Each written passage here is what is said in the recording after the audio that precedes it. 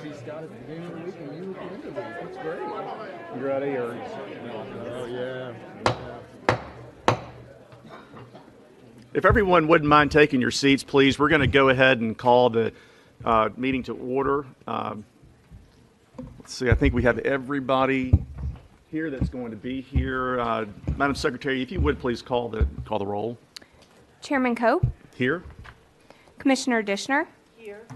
Commissioner Johnston, here. Commissioner Coben, here. Commissioner Moser, Commissioner Stafford, Here. Commissioner Watson, Here. Commissioner Winton, Commissioner Morrison, Here. Secretary Hargett, Commissioner Wharton,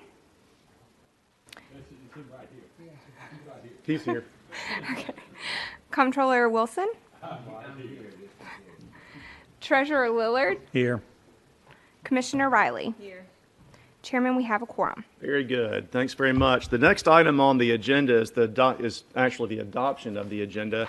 And so unless there are any corrections or additions, at this time I will entertain a motion to adopt the agenda as presented. A motion and a second. I'm sorry, who made the motion? I didn't see. Comptroller Wilson, okay, and a second by Vice Chairman Stafford. Any discussion on that? All in favor signify so by saying aye. Aye. Any opposed? Motion carries. The agenda is adopted.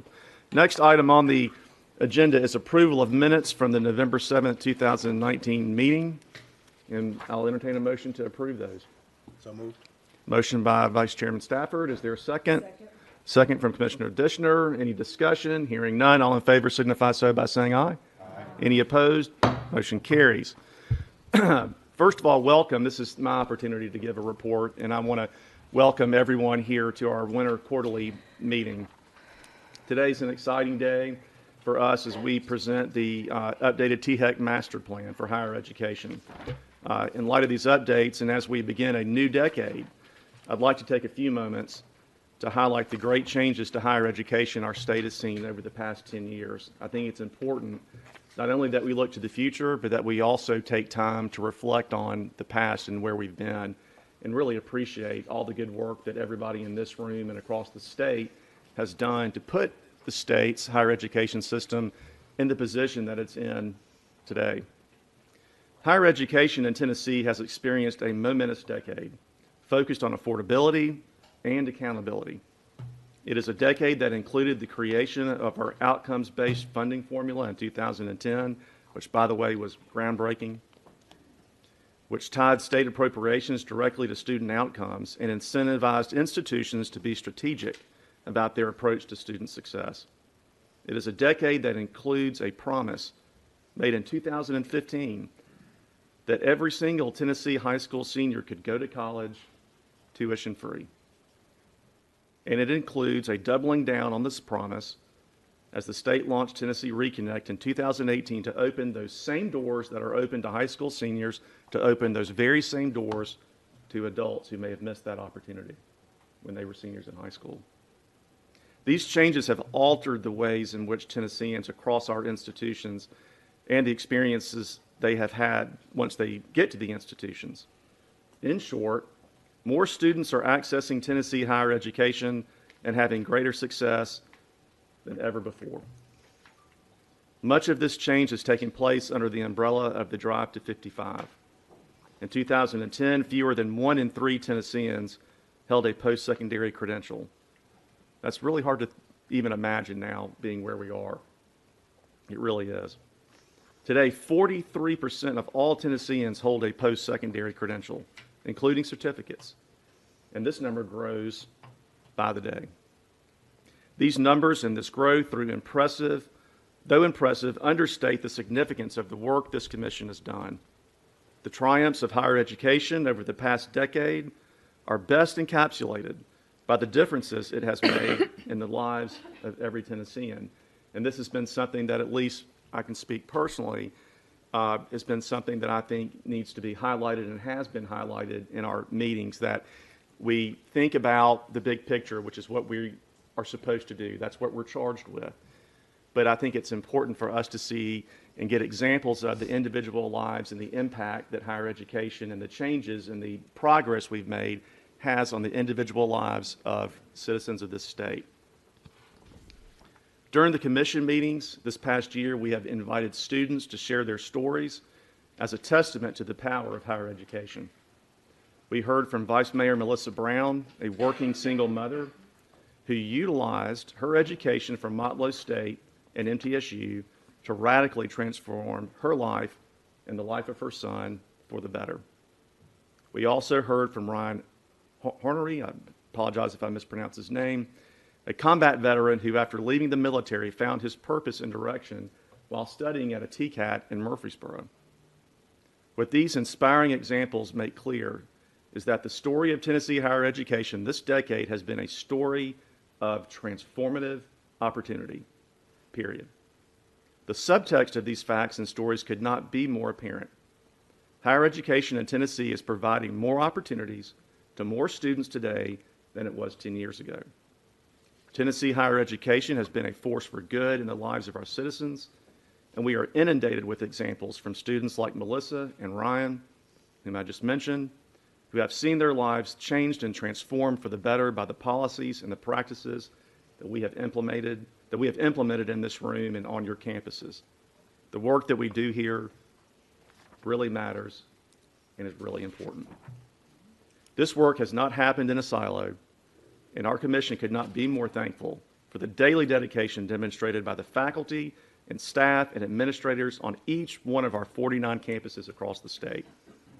We're all partners in this effort, and we don't need to forget that. We are closer each day to our goal of 55% of Tennesseans with a post-secondary credential, thanks to the hard work from folks all across every piece of higher education ecosystem.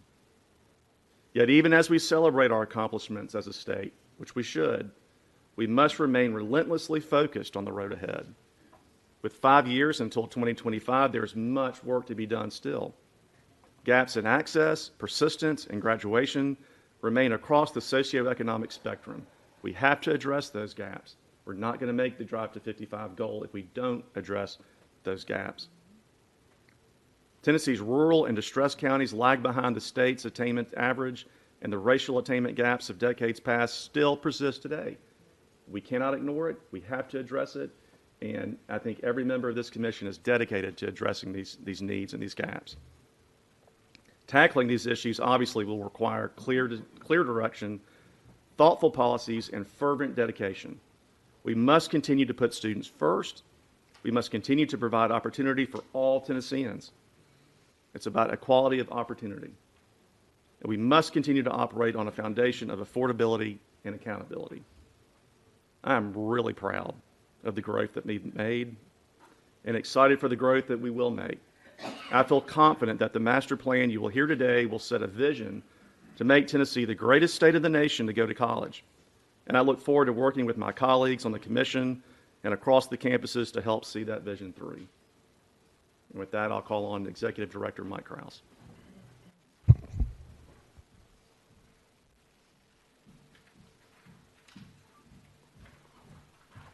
Thank you, Mr. Chairman and members of the commission, and can't think of a better way to kick off what will be the discussion for the guiding plan for our next 5 years than the way Chairman Cope just set the tone. It is hard to believe what has happened the last decade, that if you would have gone back about 10 and a half years ago, we were still funding based on enrollment, which seems incredibly quaint now, and we didn't have the nation's most recognized financial aid programs in Promise and Reconnect. And we also had a governance structure that was fundamentally different. And I believe we have a governance structure post-Focus Act that is much more aligned with students. So what we need to be focused on now, to echo the chairman, is how do we make sure this next decade is the best decade for Tennessee higher education? I saw a glimpse of that last night when we were able to gather with all of our presidents and the governor for dinner. And for those that have worked in other states, I think you will appreciate getting every single college president in the state in a room together for dinner and genuinely enjoy each other's company. I don't take that for granted. And I actually think that is a huge secret sauce behind the success of Tennessee higher education. Commissioner Stafford was able to join us so that we could hear feedback, because I think one of the most important things THEC, our staff, needs to be doing is we need to listen. We need to listen to the campuses. We need to adjust when we can. I think we got some great feedback last night. The thing that I heard the most, though, from our presidents is each one of them have a relentless focus on their students. And that is something else I don't take for granted. We had the opportunity last Friday to join the UT cabinet for their retreat. I want to thank President Boyd for that and just communicate to the commission the University of Tennessee is in a fundamentally different place than I've ever seen it in my 13-year career. The University of Tennessee is postured for things that I think are going to set the tone for the rest of the state. Allied to that, each of our locally governed institutions have taken the best parts of the Focus Act and they run with it. Our responsibility as a staff, as I said last meeting, is to figure out the places where we can get out of their way when we should. And we will have an in-depth discussion later on about how we can empower campuses around high-need fields and STEM fields to make sure that when a campus has an employer on the doorstep, they're not worried about our process. And that is my responsibility working with our team to bring to you. I want to take a moment and talk a little bit about our team. I think another part of the secret sauce of Tennessee's higher education success is the talent level of the THEC staff. Dr. Rhoda put in place a hiring principle that we continue to pursue. I would put this state agency up against any state agency in government in terms of the quality of our team, and we have added to that team substantially. First and foremost, we've recognized that our policy and research capability is an inherent benefit we bring to all campuses. And the fact that THEC is able to look out across the entire milieu of higher education and make some informed conclusions and recommend action to you and to presidents, we've got to be able to do that to a high level at all times. And one of the things in making sure that we double down on that capability is effective February 1st. We will be reestablishing a bureau at THEC that was previously in existence known as Policy, Planning, and Research. And everybody that's been here for a while knows that's PPR. And when you say PPR, I think about a young Brian Noland leading PPR. I think about our friend, the late David Wright, leading PPR. And it will be back in existence tomorrow with a great leader, Dr. Stephen Gentile, who will join us as a member of our Bureau Chief team. Please join me in congratulating Dr. Gentile.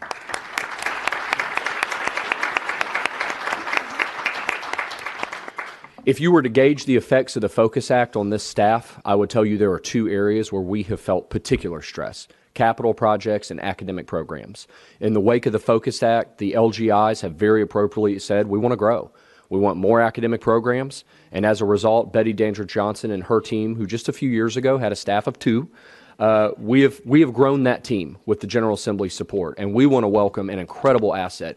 So the most important thing THEC can bring for campuses, in my opinion, are THEC staff that understand campuses, especially when it comes to academic programs. And I am very proud of Dr. Jeffrey Norfleet. Please stand up. Trevecca Nazarene is very angry at us. But we're very proud that we have taken their associate provost and brought him over to our team. And Dr. Norfleet has a range of experience with accreditation, which is one of our most important emerging issues, and in new academic programs. He is an incredible addition. We're glad to have him. I also want to quickly recognize we are continuing, as I mentioned, our research capability. Jacob Kamer has joined us. I will not call him doctor yet, as it will jinx a pending dissertation, but he is currently expecting a completed doctorate from UT and has joined our research team. Shantae Coleman, likewise, please stand up. We continue to poach, this time from Kansas University, and we've brought on Shantae to lead our research efforts around college access. I really like recognizing the next person because they're not here. They're out doing FAFSAs, and that's Debbie Brown. And our boots on the ground part of this agency, for those of you that aren't familiar, many of you see some of the staff hubs I've just recognized. We have over 50 THEC staff. Their place of duty is in a school, and Debbie is one of them, and she is completing FAFSAs right now, and we are grateful to her for that. And then finally, you're going to hear a lot today in our strategic plan about workforce, because we need to be keenly focused on our workforce. And to help us do that, we have asked Brandon Hudson to join the team directly from TCAT Shelbyville. Brandon, please raise your hand. Talking about blind spots our staff may have had, we need someone with a TCAT perspective who can help us understand that world, and Brandon has already done a tremendous job working with Mitch on our team to implement the Governor's GIVE initiative. So as you've seen, we've had a pretty dynamic last couple months. We have tried to look out and see what challenges are emerging and make sure we have a team that can meet those challenges. One of the challenges before us I talked about with you last meeting, And whenever we talk about a subject as serious as security, I want to get back to you and give you assurance that we're moving down our task list. And so I'm going to talk very tactically for a moment just to talk about last summer when we detected that campus security really hadn't benefited from a collective discussion. Every campus was thinking about it, and if you ask these presidents their number one issue, they're probably going to tell you security, and I think closely on its heels, they're going to tell you mental health. And as we sensed a vacuum, historically, THEC has added the most value when we've stepped into a vacuum to provide some coordination. And security is our newest line of work. We identified a few different areas. First, we really hadn't gotten in a room as a collective higher education community, police chiefs, student affairs vice presidents, facilities vice presidents, and talked about how we can make sure our campuses are as secure as possible. That is complete. And we're grateful to the FBI and state law enforcement, as well as Brink Fiddler from Defend Systems, who provided the most sophisticated training we had ever had at the state level on how to make sure that our campuses are safe. Second, we determined at that time that our campuses had a deficit of emergency supplies, specifically bleed control kits. We have outfitted all of our campuses for years with defibrillator kits, yet had a glaring area where we did not have bleed control kits that could potentially save lives in an emergency situation. I am grateful to Jason Cavender and our fiscal staff. We made state government work for this, and we have ordered bleed control kits for every single building in Tennessee higher education in 90 days. And they are en route as we speak, and the presidents all need to get kudos for this because this is a joint effort. THEC is sharing the cost with them. Our goal is in the middle of the spring semester, every building you walk into in Tennessee will have the appropriate equipment. Next, there are campuses that have not had a law enforcement security assessment. We need to remedy this immediately. There are many campuses that have, though, and I want to emphasize that. But campuses that have not had law enforcement conduct a comprehensive security threat assessment, we are currently have in progress 3 campuses. And when we're finished with those 3 in partnership with the Highway Patrol, we'll move on to the next 3 and the next 3 and the next 3. And we believe in the next 18 months, we will have a 360 view of every campus's security weaknesses so that we can equip presidents to be able to make decisions. Finally, our police departments in Tennessee range from 1 officer to large municipal-sized police departments. Making sure that every campus police officer has a foundation of training was something we identified in August as a weak area. And particularly making sure that our campus police, if they were ever to face an unthinkable situation, would have faced it in training was very important. And so in December, I want to thank Nashville State Community College, who allowed us to turn their campus into a full spectrum simulation of the unthinkable. And I could try to convey to you what that looked like, but the best way to do that is to show you what the training looked like.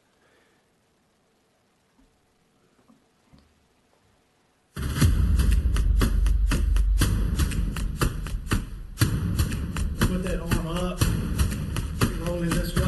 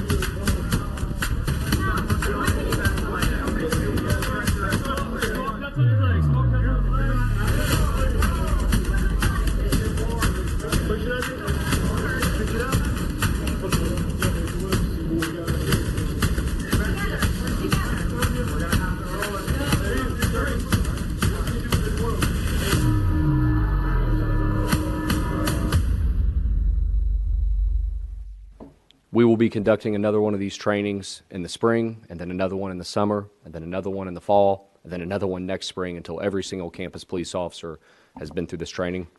And that concludes my remarks. Thank you, Mike. Are there any questions for Mike about the items that he presented in his report? I know he'd be happy to answer any if there are any.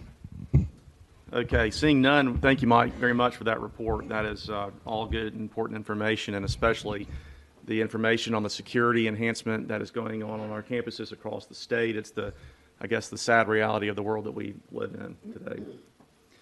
All right, the next item on our agenda is the consent calendar. And the consent calendar consists of 3 items that we're going to consider on a collective basis, and we're going to have a motion to either approve or reject those on a collective basis. So unless there are any questions or objections to entertaining those collectively, the floor is open, and I'll entertain a motion to approve the consent calendar. Okay, we have a motion from Commissioner Wharton, Mayor Wharton, sorry, and then second by Commissioner Stafford. Any discussion on these? Hearing none, all in favor signify so by saying aye. Are there any opposed? Motion carries.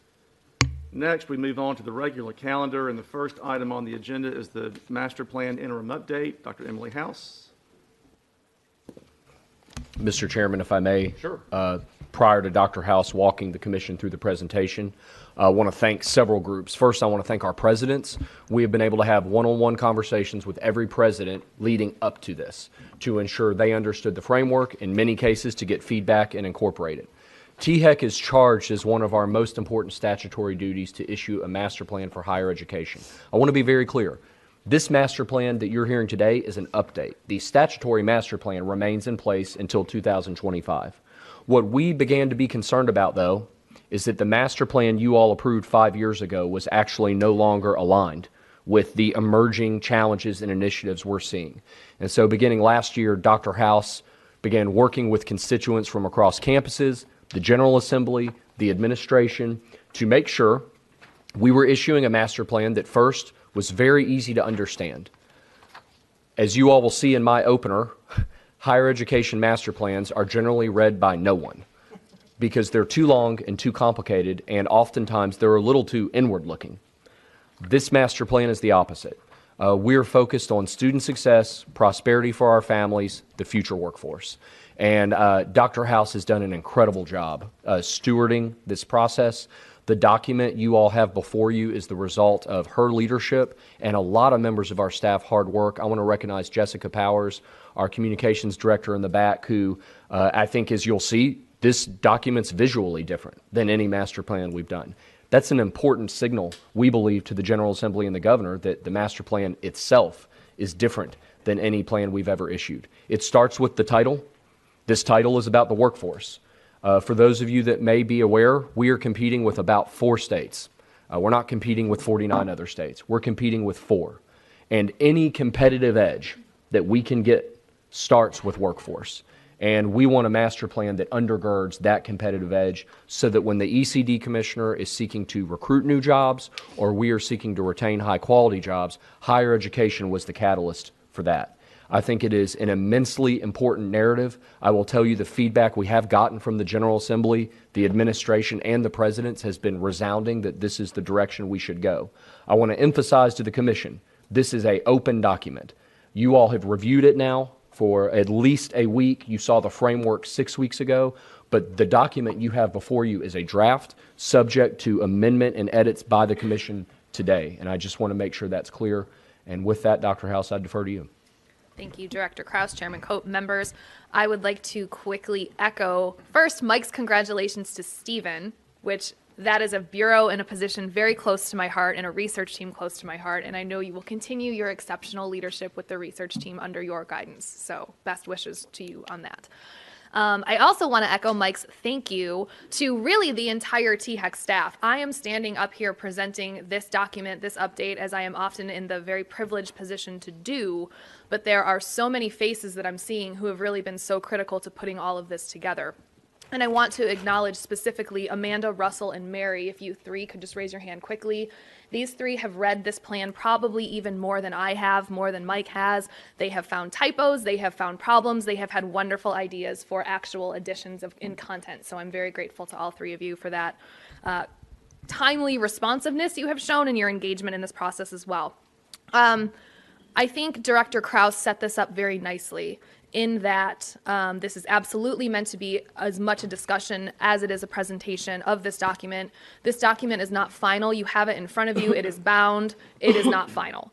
Any conversation that we have today and any decisions and discussions that need to be added to this document, subtracted from this document, we will of course do that. As much as this document really is primarily rooted in this conversation about the workforce, and we'll get much more into that as this presentation goes on, I want to start by first really emphasizing, too, that we continue to focus on the 55% attainment goal as a foundation for everything that we do, all of the work that we work with the campuses to do. I will make the joke that we make every time, which is no one graduates from THEC, and as much as THEC can work with the campuses to be the best support possible is really what we always hope to do. So as we continue to think about this 55% attainment goal and our progress toward it, it's now time, because that goal is 5 years away, to think about what happens next. So beyond 2025, what do we need to think about with regard to the economy, which is the focus of this document, as well as everything else we do. So currently we are at about 43% attainment. We have grown about a percentage point year over year since the implementation of the 55% goal. I will say this, that these data are lagged. Stephen, this is for you. You know this already. These data are lagged, and we will probably see a non-linear jump in the next few years because there has been very linear growth. But as we have now seen more results from Promise, more results from Reconnect, my hypothesis is that there will be a jump as we approach 2025. So just to emphasize, as much as we are talking about the economy, the conversation about attainment remains in the 55% goal, remains central to this conversation. And to Chairman Cope's remarks earlier, we should be so proud. There are no other states that have seen growth like this in 7 years. So as much as we still emphasize and to some extent lament that we have a ways to go, we should be extremely proud of the work of our campuses and the attainment of Tennesseans in the ways that it has grown over the past 7 years. However, to Chairman Cope's point earlier, there are a plethora of attainment gaps that remain, and there are only two really emphasized here, and that is a geographic inequity in attainment as well as a racial inequity in attainment. These figures should be familiar. This information should be familiar to everyone. That does not make it any more palatable. So as we look at the attainment county by county, the attainment ranges from that dark blue Williamson County all the way to 14% up in upper Northwest and Lake County. So we often ask rhetorically or philosophically, if we reach the 55% goal in 2025, but the map still looks like this, have we really succeeded? So I think it's important as we rightly laud and applaud what has happened over these past few years, we need to continue focusing on these inequities in distressed counties, rural counties, at-risk counties, urban counties, all of our counties that have some kind of inequity as compared to the highest attainment county, which is Williamson County. Similarly, the figure at the bottom displays inequity in attainment on racial lines. And again, this should not feel particularly surprising. That does not make it any less important. People of color in Tennessee have attainment rates much lower than their white peers. Now, to be clear, some of the subgroups that are displayed here, there are not many of them, right? There's a small N of American Indian Tennesseans, for example. However, irrespective of that, the attainment gaps by race still exist. We have done a great deal of work. The campuses have done a great deal of work, 5 of which have worked through the Lumina Equity Grant that we have facilitated here on the THEC side, but all campuses are doing something to attack these gaps. And as this presentation goes on, I'll emphasize some best practices in that space as well. So really being proud of where we've come, how far we've gone in these past few years, but acknowledging that there are discrepancies and gaps in attainment by various subgroups of students and citizens of Tennessee. So I think Director Krause again set this up quite nicely. This update is meant to be just that. It is an update. The 2015-2025 master plan that was set forth in 2015 was very data heavy, and that was perfect for the time. In 2015, we were just getting into the drive to 55. We were trying to determine what institutions, what needed to produce what systems needed to produce what types of degrees, how many degrees did we need to even approach a 55% attainment goal. In 2015, that is exactly what we needed.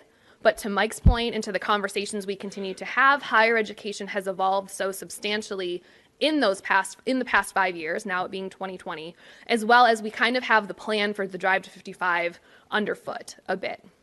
So the objective of this competitive edge report as an update to that master plan is to be much more tactical, is to be much more action oriented. THEC does something a little different in this report, this plan, in that we take sides. We take a side and we say these are the research-backed, data-driven, successful practices on other campuses. We so often talk about Georgia State, Wayne State, whatever it might be, but there are campuses in this state that are doing some of these best practices beautifully and with fidelity. So we have taken the side of really advocating for those practices, and we'll talk much more about those as this goes on. And finally, we set very measurable goals, and I shrug only because to many of us that's going to feel very obvious, but it's very easy to set a goal that you can't measure. So everything that has been set forth in this plan is trackable, will be tracked by the research team and by other staff members at THEC, will be made available to anybody who asks for it in the form of a dashboard, in the form of a report, whatever it might be. I hearken back, and Brandon has seen this firsthand, to the research design classes and the stats classes that I teach, and it's such a fundamental piece of that teaching that if you are going to design a research project, or if you're going to design a research question, it has to be answerable. And that's such a fundamental tenet that has been applied to this document. Everything we are asserting to be a goal, we are able to measure with the data that we have or data that we are able to collect. And I think that cannot be understated. So this plan, this competitive edge report, is divided into 3 categories.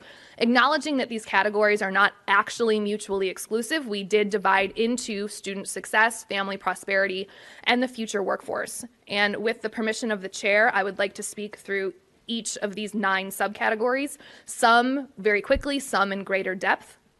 And as always, please interrupt me, please get my attention, and any questions or any comments anyone has, I welcome those as always.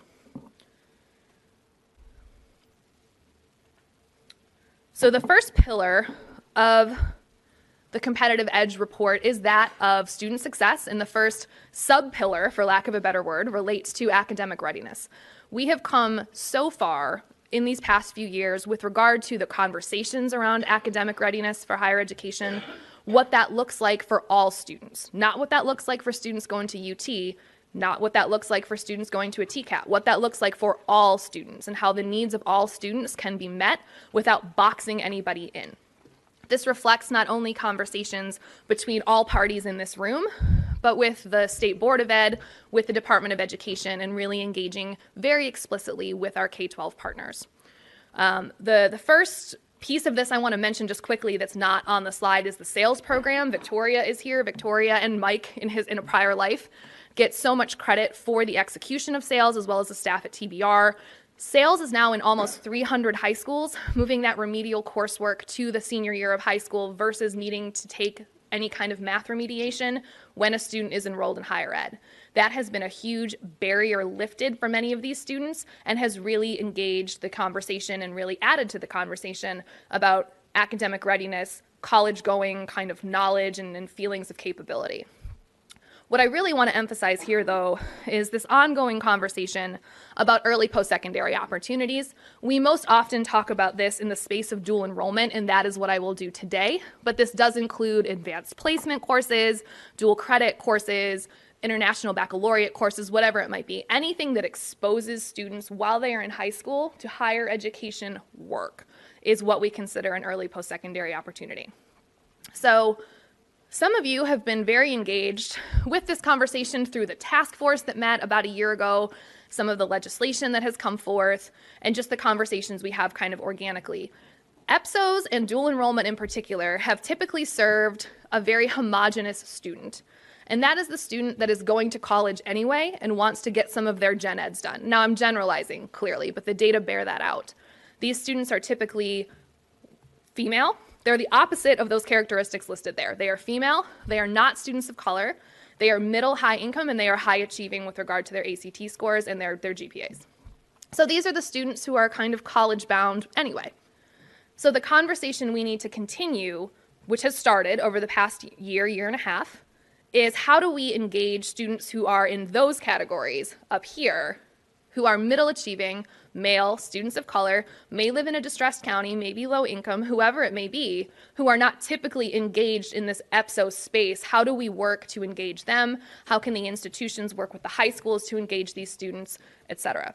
There will be further conversation toward the back end of this presentation related to Governor Lee's GIVE Act, and there is a component of the GIVE Act that is going to attempt to do just that, to incentivize students to take more technical dual enrollment courses, to incentivize students to high schools to engage with TBR institutions, as well as universities to offer more technical programs for dual enrollment students. So the crux of this piece of it with regard to college readiness is for all students. Early post-secondary opportunities need to be for all students, not just those who, and I realize this is a little colloquial, but those who are just going to college anyway. She's fine, she's going anyway. We do not need to serve just that student. The second piece of the student readiness conversation as presented in this document is that of access. So there could be a full report about any of these 9 subcategories. I think that's clear. And if anybody wants to write one, please come see Stephen. Come see Stephen if you want to dig even more deeply into any of these 9 subcategories. But I joke because Stephen is a friend and I'm very proud of him, but a piece of this transition is that the work of my bureau will focus completely on college access work. And that is the college access and success team, the outreach team, as well as the adult learner team who's here to my left. So thinking very concretely about college access and what that needs to look like for all students as we think about match, fit, and all of those components of the college search and enrollment process, I'm very proud. I'm proud of my research team too. The research team, it's not my research team. But I'm very proud of the work that this access group does as well, this collective access group. And I want to call out on the right in this picture is Jonathan Donald, who has worked both on the outreach side and on the Advise Tennessee side. And I don't think Jonathan is here. He's probably filing FAFSAs. So similar to the point earlier about thinking at a very high level at the state level. How are we growing at the state level in terms of attainment, in terms of all of these metrics really? But digging down more deeply, how can we continue to address these gaps between subgroups? I'll keep coming back to that for the whole time I'm up here. So as we want to increase the college going rate, Promise did wonderful things to increase the college going rate. We're currently hovering around 61, 62, 63%. It would be a wonderful story to continue that state level metric to grow. More critically, though, is growing the college going rate in those counties that are still much lower than 62, 63%. That is a lot of the work of the Advise Tennessee team. That's a lot of the emphasis placed on outreach events by the outreach team. There's a lot of intention in that area. So I think it's important to note, while we're thinking about this as a state level, we continue to think about this particular metric at the county level too. Similarly with FAFSA filing, we have led the nation because we're not really losing to Louisiana. We have led the nation in FAFSA filing. Not by my math, we're not. We continue to lead the nation in FAFSA filing, however, gaps do exist. And the subgroups of students who are listed on this slide are those students who still do not file FAFSAs at the rate of their peers in other subgroups. So very urban high schools, very rural high schools. Males, non-white, and those who are very low income who can really benefit the most from filing a FAFSA and learning what types of aid they are eligible for. So really focusing again on getting up to 84, 85% FAFSA filing in these coming years, but focusing much more intently on these subgroups of students here. And I want to commend the outreach team. I don't think anybody's here because I'm not kidding when I say they're out filing FAFSAs as we speak. For the intentionality they have placed on serving these subgroups. Yes, sir. Dr. House, from a nationwide standpoint, what efforts, if any, are being made to make the FAFSA more student-friendly, easier to fill out, easier to apply? That's something, obviously, we don't have control over. I'm wondering if you could just update us on what you may be aware of that's going on in that area. Sure, and I will look to Mike for this as well. I know Mike's a little bit more plugged in on this side than I am, but there has been some progress on the federal level to simplify the FAFSA. We will see how that all shakes out. I think the best strategy is probably still this very intense outreach and support, because I don't think, and please disagree, anybody, that the changes are necessarily going to be as revolutionary as maybe we hope they would be, but I welcome disagreement on that. Want to come in and thank Senator Alexander, who got done what we thought was the impossible, which is pass a bill in Congress. And that simplification of FAFSA is taking 30 questions off, and it's also enabling a really important cross-reference tool with the IRS. And so right now, so many of our students find themselves in this paperwork loop of getting their parents' tax returns and filling it out. That information will be automatically populated using the IRS data retrieval tool. And again, it can't be understated the effect that will have. That being said, what we don't want to do is we don't want our allies in school counselor offices to become very complacent now and think, oh, well, the Future Act passed and the FAFSA is simpler. The FAFSA will remain a hurdle. It will especially remain a hurdle for first-generation students whose parents didn't go to college. So we're not going to let up, but we're really grateful to Senator Alexander. Also, while we're on it, he passed a part of that legislation around HBCUs that is going to have a dramatic effect for every HBCU in the state, and especially Tennessee State University as well. And so this was a really important piece of higher education legislation, and for FAFSA, it definitely simplifies our task, but we're going to have to keep pushing the task. Mike? Yes, ma'am. One of the challenges we have, and I've worked within the schools and working with students, is the FAFSA challenges notwithstanding, a lot of families have a distrust for submitting financial information. We've got counselors out there. Is there a way that our counselors can do more to educate families to help ease their concerns about the use of FAFSA information? The most important part of your sentence is when you say ease concerns. We find ourselves continually in that conversation once or twice a week between Gear Up, Advise Tennessee, and General Tennessee Promise Outreach. And if I were to say let's say there are 10 parents that are concerned, talking to them gets you probably 6 or 7. There are 3, Commissioner, they're never going to fill out the FAFSA. They believe that there is some inherent issue with their tax information being used. So we focus really hard on the 6 or 7, and we make sure we educate them how this data is being used. And Troy and his team, Sharika Nelms and her team, they do a great job, I think, quieting the concerns of those who are willing. But there are a group of parents, it does not matter what information we provide, they're not going to complete the FAFSA. That is always, it's a heartbreaking situation for our outreach specialists, and they face it about once every couple weeks. There's a parent, they're just not going to do the FAFSA. I think we've done really well, though, with the ones that are willing to consider it. Related. Mayor Wharton, yes, sir. A related question. I think I've raised this before. It's been a while since I helped a student. That personal statement, is that still required on the... So not on the FAFSA, sir, but in terms of an application, many institutions do still require some kind of personal statement. Not all, but many. Yes, ma'am. Commissioner Coven?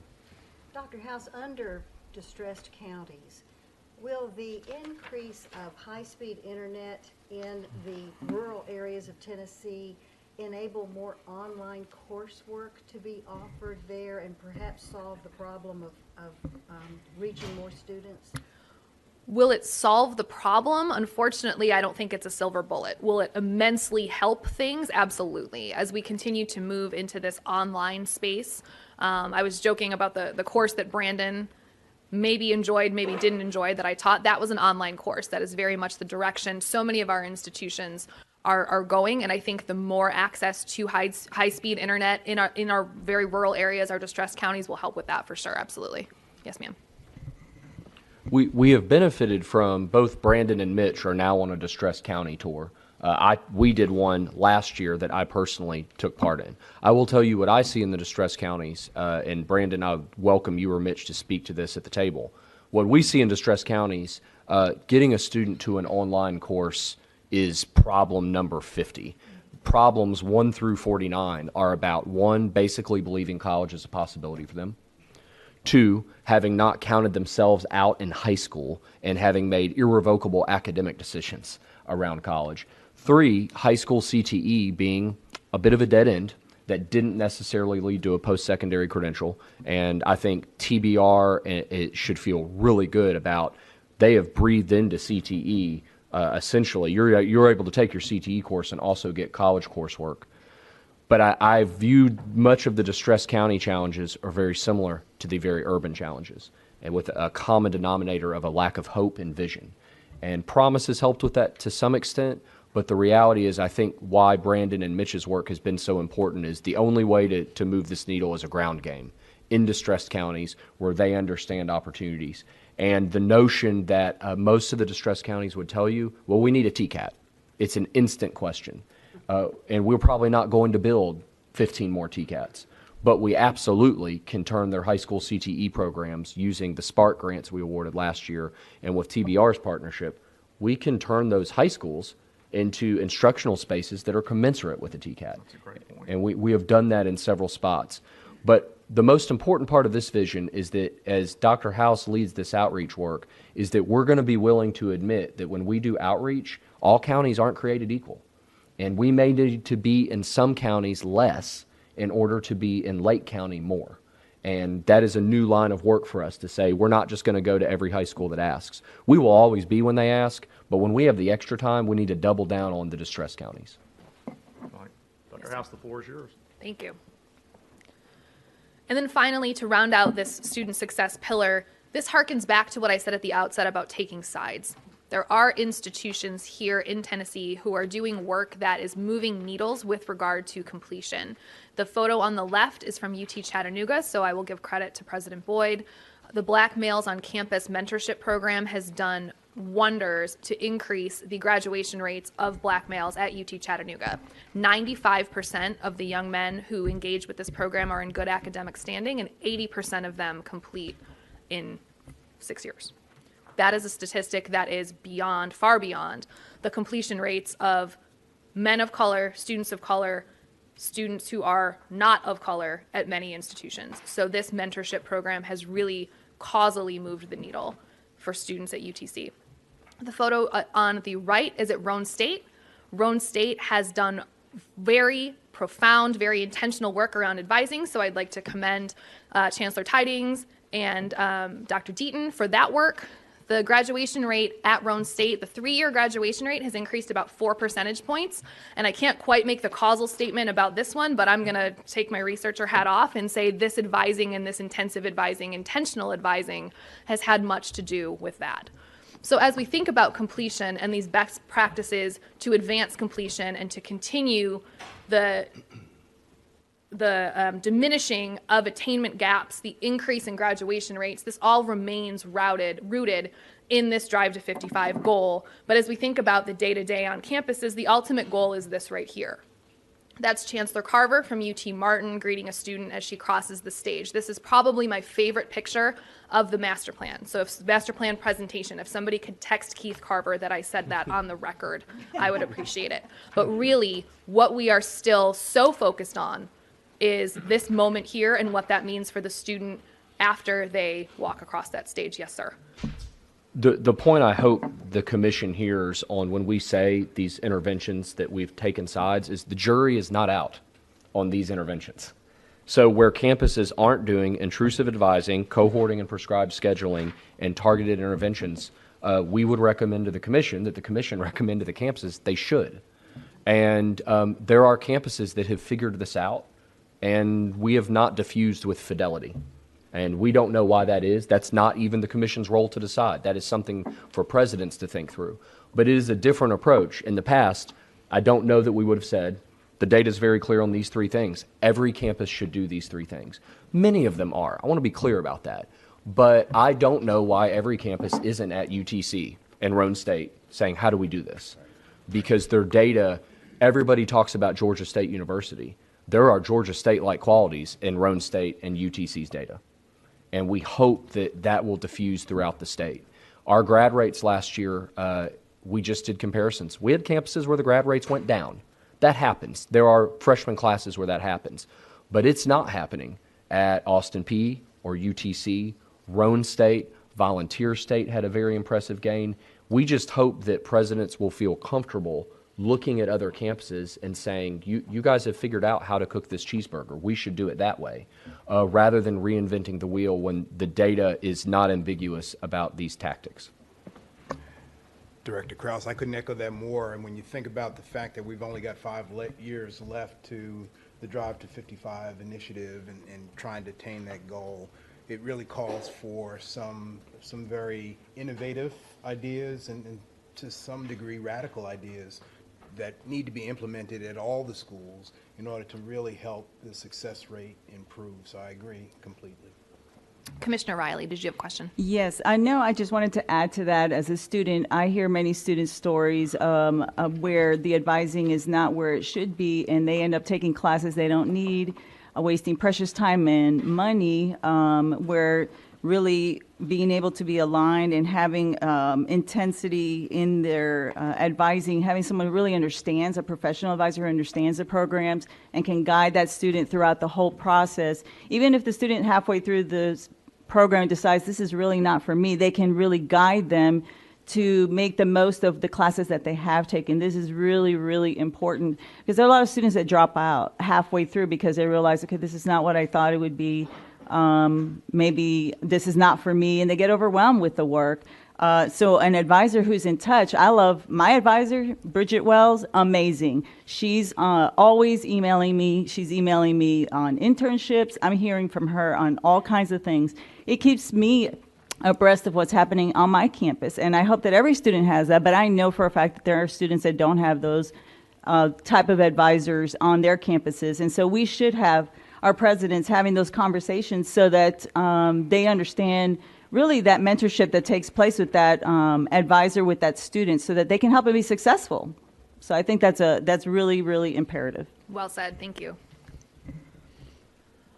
Okay, the next pillar, the second pillar, relates to the prosperity of families in Tennessee. And I'll go through this relatively quickly because we have had many, many conversations as a staff and as a commission about affordability and our commitment, the commitment of the commission, the commitment of the staff to maintaining affordability and keeping affordability for students and their families top of mind when making any kind of policy decisions.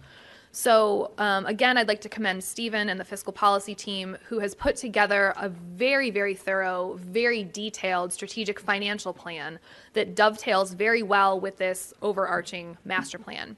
And in that financial plan, the team makes this statement here, and I would draw your eye to the statement in red, which is while we are striving to increase attainment and lead in the South, be a leader in the South, in the Southern region with regard to the 55% attainment goal, our next big goal should be around affordability and really pushing the envelope and trying to keep, through our policy and through our programs, through our practices, trying to keep higher education as affordable and thereby as accessible as possible for many students. So one metric to measure this is our position relative to the state and relative to the other states in the South. And what this figure depicts is the percent of an average household income that the net price of higher education reflects, right? So if the average income is a state of a state is $100,000, which is not true anywhere, we know this, but just for the sake of example, if the average household income in a state is $100,000, in 2017, higher education in Tennessee would have cost $22,800, 22.8% of a family's income. That is the net price, not the sticker price, the net price. So while all states from 2008 to 2017 have gone up a bit, that's why the lines look a little bit different, we want to continue our commitment to affordability across the board, and I'll talk about financial aid in a second. We very often as a commission, you all very often as a commission, are talking about tuition and the commitment to keep tuition as low as possible, gains in tuition, growth in tuition as low as possible. That is a very important side of the coin, the other side being financial aid. We want, in the next few years, the red line that reflects Tennessee to be at the top of this group of states. So that is a frame that is a little bit new to the conversation, but I think it's critical as we talk about the Drive to 55 leading the South in terms of attainment, continuing to push toward leading the South. This is the next way we need to push toward leading the South. When we think about the very robust suite of financial aid programs that are offered in Tennessee, very few other states rival Tennessee in terms of the state aid that is offered. So I'm looking at Pete, I'm looking at James Snyder, commending them for their wonderful, immense work in this field in general, but in particular, engaging with the legislature, the General Assembly this session to work to simplify some of the offerings, maintaining so much aid and maintaining so many programs such that there are merit, need, universal, all types of financial aid programs, but cleaning them up a little bit such that information about them is accessible, is digestible, is understandable to the family, to the student, to the high school counselor, to the financial aid office on your campuses. So really committing to offering all of that aid, as well as ensuring that it's much more understandable. And in the purple shirt there is Jason C. He leads our outreach team, not here because he's out filing FAFSAs, but the work he has done out in the field really is unrivaled by anyone else at THEC or TSAC or really in the state. Another point on financial aid relates specifically to the Tennessee Student Assistance Award, the TSAA, something that we are going to continue to work with the General Assembly on, work just to advocate for, is increased funding for TSAA. This award serves our lowest income, highest need students across the state. Currently, if you have a household income of $36,000 or less, you are eligible for TSAA. If there is to be an investment by the General Assembly, we will be able to increase that to $40,000 or $44,000. Because really, a student coming from a household that makes $44,000 a year is not really that much different than a household coming from a household that is making $36,000 a year. And finally, and I know Director Krause wants to speak to this in a second, part of the function of THEC that is a core function that is so fundamental to the work that we do is that of consumer protection. And I feel like those who work in that area are often unsung. So I know Dr. Bellard Chase is here with members of her team. I don't know if anyone is here from the financial aid compliance team, and I don't know if, where's Ken? Tom's here and there's Ken from the Veterans Ed Division, the work that they do to monitor the GI Bill and making sure that those who are using GI Bill benefits in our state get what they need to get. We will continue that function. We will continue to center students as we execute that function, and we will continue to really advocate and keep students at the center of all of that. We are at the tail end of an external review of this function. We asked for an external consultant to come in and review how we regulate. And the question that we pose to that external consultant is, one, are we regulating efficiently? We have 3 different regulatory hubs. The question I pose to the leadership, though, is who's our customer? Who does our regulation serve? And we will have answers. I want to thank each of the division heads, Dr. Bellard Chase, Darylyn, and Tom, have been incredible partners on this with the consultants. I think we're going to have some compelling information that shows us the future of this function. We need to get, for those public Tennesseans that are seeking authorization from us, it needs to be the leanest possible process while also protecting consumers. And that's the balance that we've got to find. But I'm really excited about this part of our agency. We talk about places at THEC that face students, and these 3 are in contact with students every day, all day, and generally in situations where the student is facing something unpleasant. And we then, as the government regulator, are trying to mediate that. But it remains an incredibly central piece of what we do, and we always start with our statute, right? THEC is required in law to do these things by the General Assembly, and I think we're going to have a really efficient set of recommendations, probably that we can review with you in May. But we're asking, who's our customer? How do we serve them better this year? And then the second piece of the transparency subcategory relates to very broadly making accessible and digestible any type of higher education information, be it the 2 examples that are listed on the slide, cost of attendance and ROI, but really making this information very clear, very understandable for someone who does not speak data. Now, we have tried this a few times. If anyone remembers the times that Dr. Mark Schneider joined us to talk about the EduTrends website, the Launch My Career TN website, I think those of us in this room are probably the only people who ever accessed either of those websites. So for that reason, we need to continue to think creatively and very intentionally about getting that information out for folks who are not PhD researchers who can speak data. We need to make sure that information is digestible for everyone.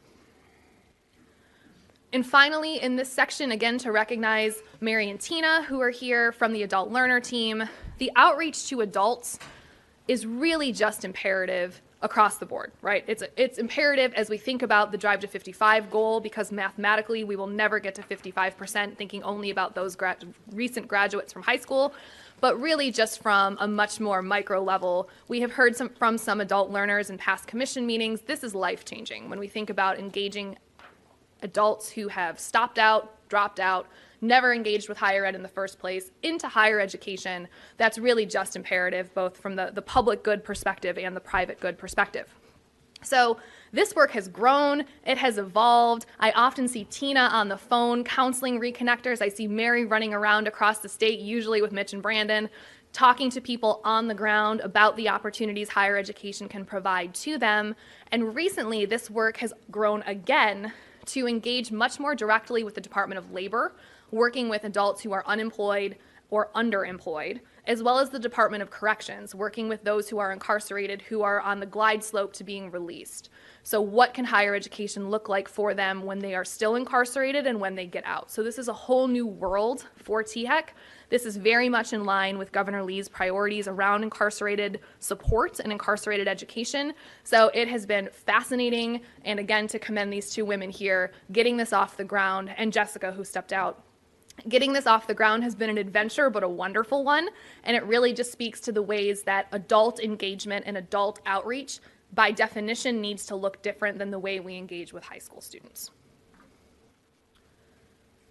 And finally, I'm excited about all of this. I hope that's evident, but a piece of this that I think is extremely exciting is the very explicit conversation about the future workforce and what the economy in Tennessee will look like in 5, 10, 20, 30 years, and how we need to prepare now for whatever that's going to look like. So I have briefed the commission before about the work of the Future of Work Task Force that Commissioners Coben and Watson sat on with us throughout 2019. That task force was comprised of a variety of stakeholders from across the state, and we had really great discussions about everything I'm about to say. So everything that has been included in this plan, in this competitive edge report, really reflects the findings of that task force. And I don't feel like it's very often we can really applaud the success and the productivity of a task force, but I think in this case, that's very much what happened. So first and foremost, we had some very interesting, very important conversation about computer science and data analytics and data science and anything that puts all those words together, right? So there is such a need for fluency in data use, data analytics. And as we move forward and think about where the economy is going, we also need to think about the exposure students have in K-12, which is another conversation, like the CS for all conversation, and in higher education, to statistics, computer science, data analytics, whatever it might be, even if that is not their major of choice. If these students are humanities majors, or if they are any kind of major, they're public policy majors, like many of us have been, education majors, how can we ensure that they have access to courses in computer science or data science that will allow them to be marketable in a different way without having to be a computer science major? Perhaps this means thinking about ways in which these courses can be offered in ways that are not math-based. Oftentimes, to engage in a computer science course, there's a very substantial math prerequisite. And I know for me, in my stats coursework, that was often what I was crying over, literally, day after day trying to do that work, and I have not used Calc 3 once in my time at THEC. So I think there are, joking aside, there are many opportunities for increased offerings in this regard, perhaps for a student who is an English major who can take 9 or 12 credits in computer science and find employment as a technical writer upon graduation. I think this is very much where the conversation went, and I think there is a critical need for this. There is a demonstrated critical need for this as we project what the hot jobs are going to be, the high need jobs are going to be in the next 10 years in Tennessee's economy. And related to that, I have shown this slide to the commission before. This is all the ways in which I think this conversation about data or computer science really needs to be framed. It's not the case that, as we increase our reliance on data and increase our reliance on technology, because that's how the economy is going, that you can just push a bunch of buttons and that's the end of it, your work is done for you. As we think about communicating data analyzing data, being able to speak about data, all of these different prongs on this circle here, which I know are a little bit difficult to see. We need to ensure that students who are engaging in anything higher ed related, particularly data related, are able to do all of these things once they enter the workforce. And again, this focuses on not only the data and the analysis, but the communication, the critical thinking, the creativity, the team-based work that is so often the reality of a workplace, et cetera. Also, a very robust conversation, I believe at the second Future of Work Task Force meeting, was around credentialing. And I know I've shared this with you in the past as well. It's not necessarily the case that higher education or the experience of a person in higher education is any more linear. It's not going to be the case that someone gets an associate degree, gets a bachelor's degree, gets a master's degree, enters the workforce, very linear. It is the case that there are so many different types of credentials, type of training and education programs that adults will come into and come out of as their career or as their personal preferences dictate. So as a higher education ecosystem in this room, we need to be thinking about what that can look like, because we traditionally think about this very linearly. We think about you start here, you end up here, and that is not the reality for anyone really anymore, as well as that is not the reality of the needs of the workforce moving forward. Finally, I know Mike has mentioned this in the past as well. As we think about our academic program approval process, there really was a lot of conversation at that task force meeting, the third task force meeting in particular, about THEC's academic program approval process. As we think about programs that are high need in nature, related to not only computer and data science, as I mentioned, but any other high need programs that will align with Governor Lee's GIVE Act priorities, as we think about the academic supply and occupational demand reporting that THEC does, the LEAP reporting of ECD, whatever these research-driven reports show us are the high-need areas across the state, how can we as THEC and how can you as a commission help to facilitate the standing up of those programs in a way that is not prohibitive in terms of industry need, in terms of timing, in terms of getting students engaged on the campus? And I don't know if Director Krause, you want to say anything else about that? We'll have a proposal to the commission in May to shorten our academic program approval process to give campuses optimum speed for high-need fields. And so I'll conclude just by stating what's next, and then, of course, with the permission of the chairman, open it up to any questions or discussion on any of these pillars. But what's next really goes all the way back to where I started about the measurement and the trackability of all of these metrics. Everything that is presented in this plan as a goal is measurable. And we will commit to you all, we will commit to you all, that we will actively track this in a way that we can kind of keep tabs on or keep track of how the needles are moving in all of these areas. We are having 2 retreats. You all will be joining us for a retreat on March 13th, and many staff members will be joining the leadership team for an internal retreat on February 28th. At the staff retreat, we will talk about that second bullet in the middle here. What is your role in executing this update to the master plan? What pieces of all of this, how many pieces does your division engage with every single day? There's going to be overlap, there will be strategizing, there will be great discussion of not only who is your customer and what does this look like day to day, but how can the master plan update really undergird the work that your division does day to day. This is not meant to be a document that sits on the shelf. That's not why we did it this way, and that is not to be disparaging of prior THEC strategic plans or any strategic plan that any agency has ever done, but really thinking about ways in which this will be executed daily. From the staff perspective, we'll begin that conversation in earnest on the 28th. And then from the commission perspective, having a similar conversation when we're all together again in mid-March. What does this look like from the commission perspective? What will require advocacy, action, whatever the case may be?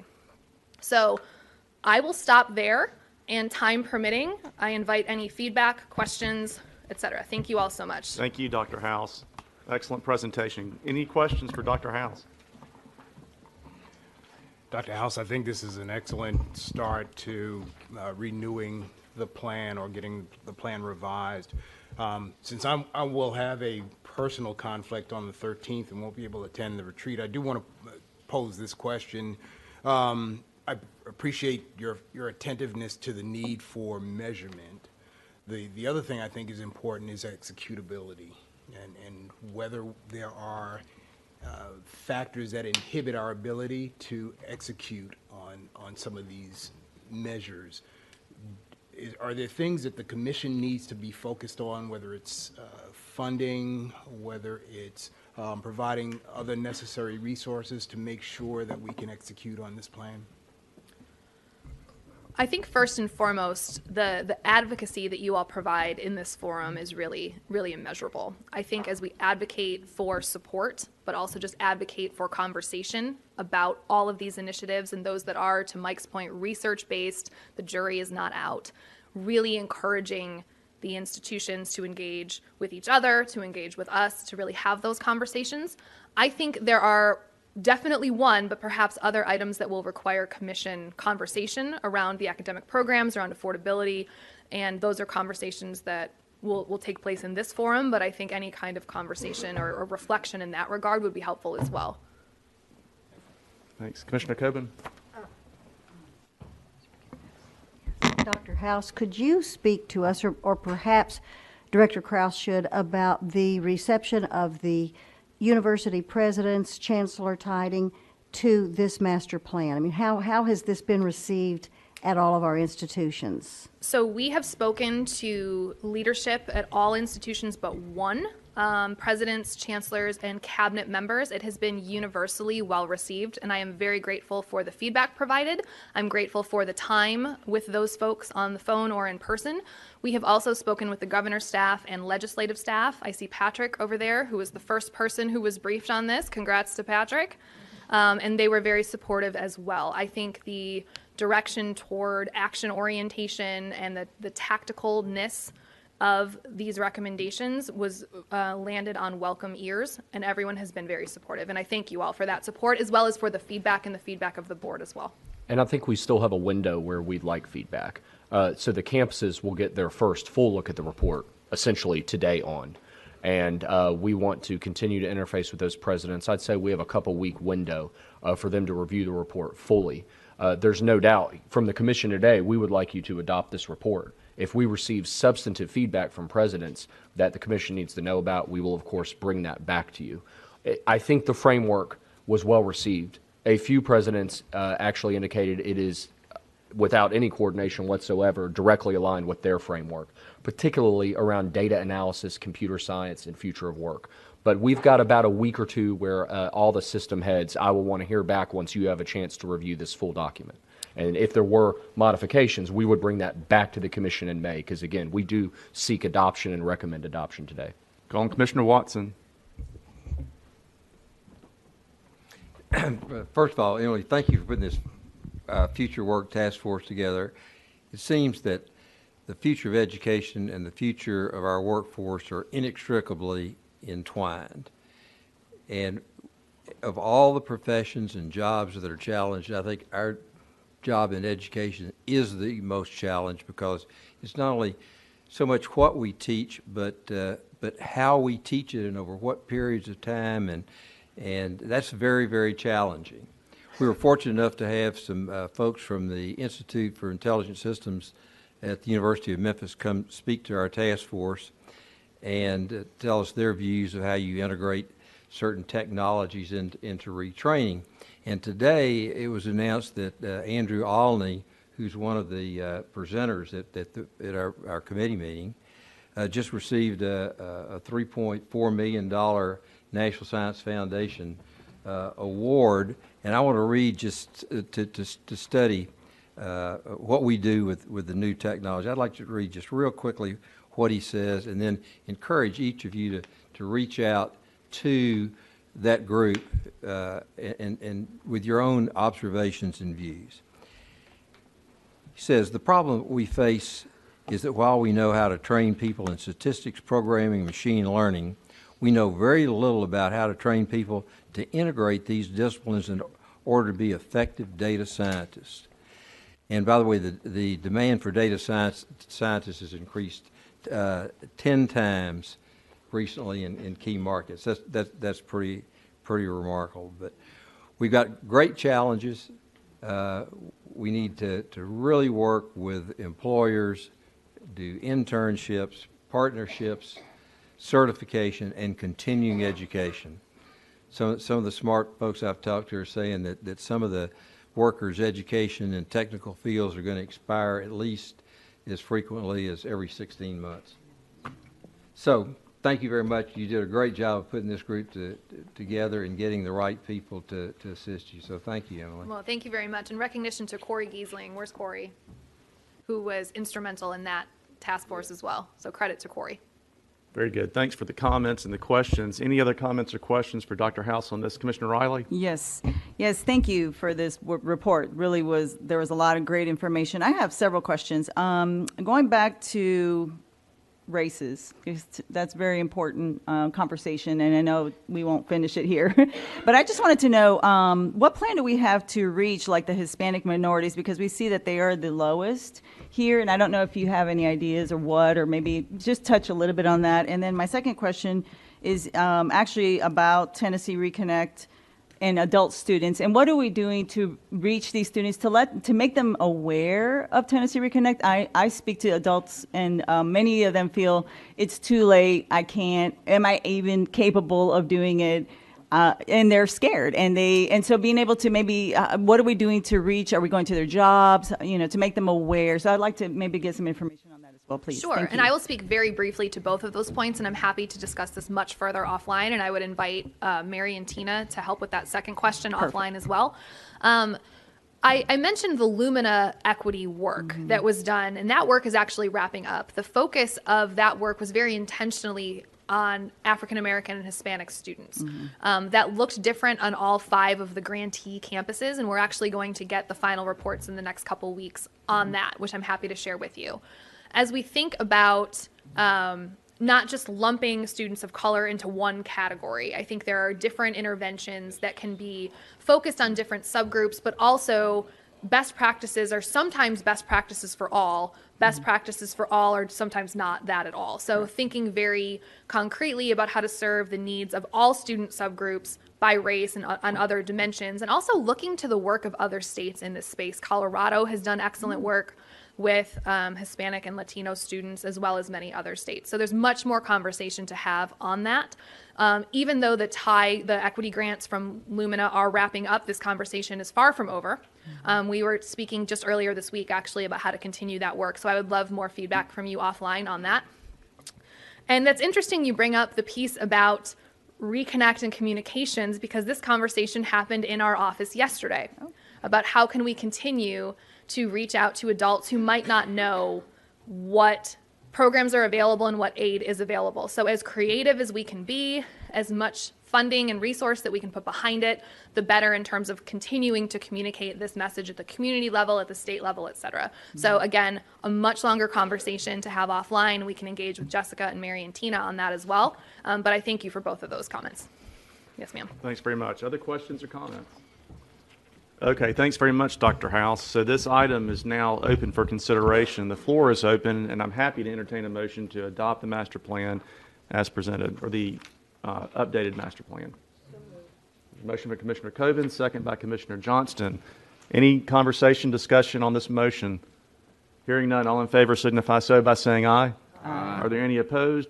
Motion carries. Thanks very much. Thank you, Chairman.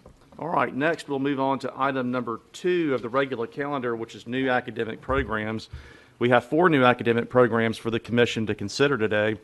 In their own unique way, these academic programs align with the mission at each institution and fulfill both student demand and employer need. The first program is the Pharmaceutical Sciences Bachelor of Science program at the UT Health Science Center. I'll ask Betty Dandridge Johnson to introduce our guest, Dr. Laura Gonzalez from the UTHSC.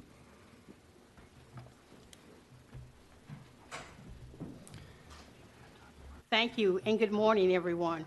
I'm excited for both the University of Tennessee Health Sciences Center as well as the University of Memphis to bring forth these 4 programs at the UT Health Sciences Center. The THEC staff has worked very closely with the UT Systems Office, along with a consultant, in ensuring that this is a quality academic program and that it does meet student interests. And I would like to present Dr. Lori Gonzalez, who is the Vice Chancellor for Academic, Faculty, and Student Affairs at the UT Health Sciences Center. Dr. Gonzalez.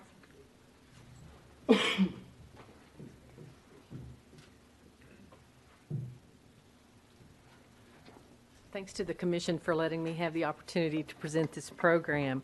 The University of Tennessee Health Science Center is proposing a Bachelor of Science in Pharmaceutical Sciences. This degree, students are coming into colleges of pharmacy without bachelor's degrees in increasing numbers, so they may come to us as rising juniors or rising seniors, and it may be 6 years before they end up having a degree. And so we're proposing that we add the pharmaceutical sciences, the bachelor's degree, to our program. This is a national trend to add these degrees to PharmD programs. And in our feasibility study, 98% of our students at the University of Tennessee Health Science Center saw value in getting this degree. More programs are offering these degrees right now. There are about 27 programs out of the 142 programs in pharmacy that offer the Bachelor of Science. And our program is a 62-credit hour program with gen ed requirements and prerequisites required before students matriculate to the University of Tennessee Health Science Center. The program on our campus is 58 credits in pharmaceutical sciences. Students will complete this program in the first 3 semesters when they are with us for the PharmD program. It's a heavy science curriculum.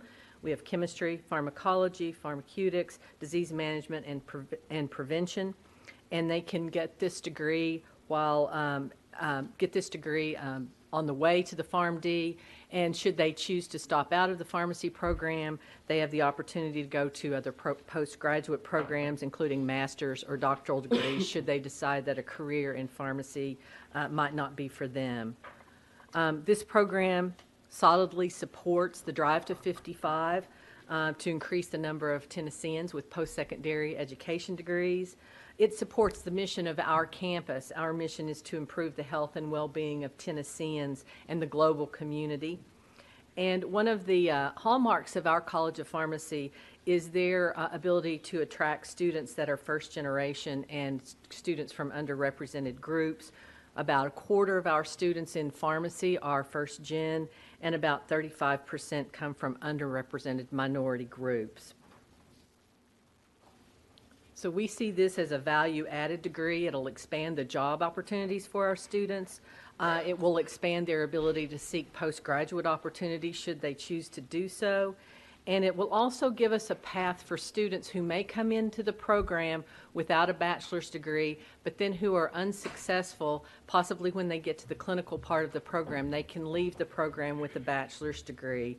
Right now, we have a program similar to this at ETSU. They offer a BS in Pharmacy Studies with 38 credits, and ours is Specialized Knowledge in Pharmaceutical Sciences.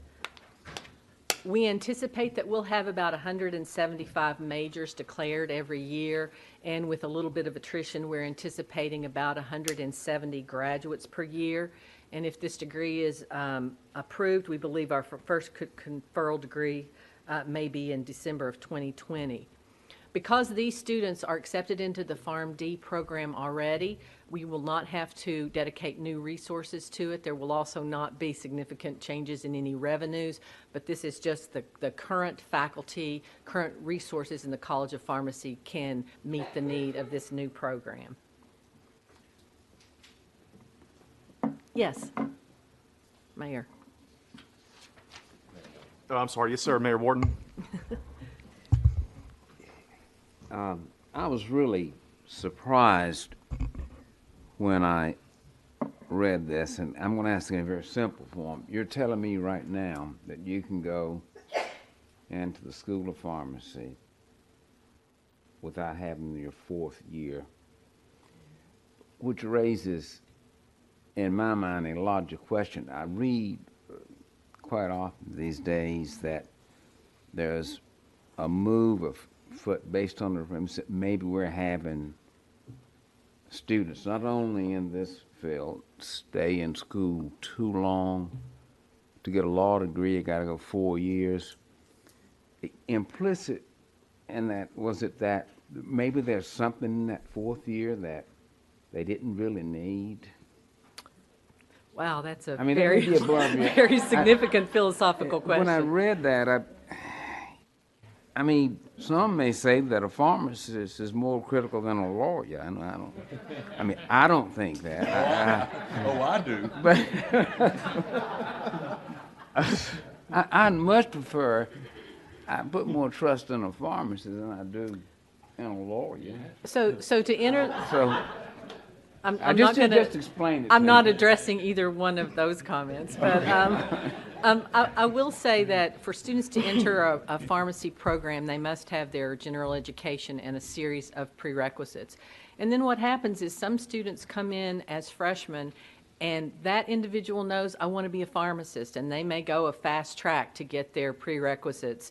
That other students may want to be a chemistry major, want to be a music major, and then go into pharmacy. So while there are different paths for students to get in, the pharmacy curriculum has to be completed before you have a pharmacist ready to take care of the people of Tennessee. Great question. Other questions for Dr. Gonzalez? Commissioner Coben. Thank you for being here today. A question about your enrollment. When I saw the 175 students, I was fairly surprised. Does ETSU have a similar number in their pharmaceutical studies program? I think, and Dr. Nolan's here, but I think their enrollment is smaller than ours. I don't know exactly what it is, but it's a smaller enrollment in their PharmD. But you are estimating that number of enrolled students based on the number of inquiries you get now and the students you feel like you could re-advise if they had this intent. And It's the number of students that we admit to our programs currently is 170 per year. so that's a pretty sound figure. Okay, thank you. Thank you. Thank you, Commissioner Coben. Other questions for Dr. Gonzalez? Okay, thank you very Thank much you. for the presentation. All right, the floor is open for entertain a motion to approve the academic program. Okay, motion by Commissioner Dishner. Was there a second? Second from Comptroller Wilson. Any discussion? Seeing none, all in favor signify so by saying aye. Are there any opposed? Motion carries. Next item on the agenda, 3 new academic programs at the University of Memphis. Betty Dandridge Johnson will introduce our next guest, Dr. Thomas Ninan. I hope I pronounced that correctly. I'm sure I didn't, but Betty will definitely pronounce it correctly. Thank you. It has been a pleasure again to work with the University of Memphis on these 3 academic programs. One is the Engineering Management, Master of Science, a Doctor of Social Work, and the third doctoral program is Applied Physics, PhD. And I've worked very closely, the entire staff has worked very closely with the University of Memphis, as well as the consultants for these 3 programs, and have been in close contact with Dr. Neenan on all these programs. And so it's a pleasure to have him here to actually present the programs. Dr. Neenan.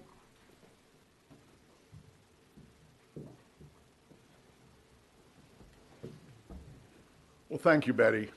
And Commissioners, I would like to thank Betty and her staff.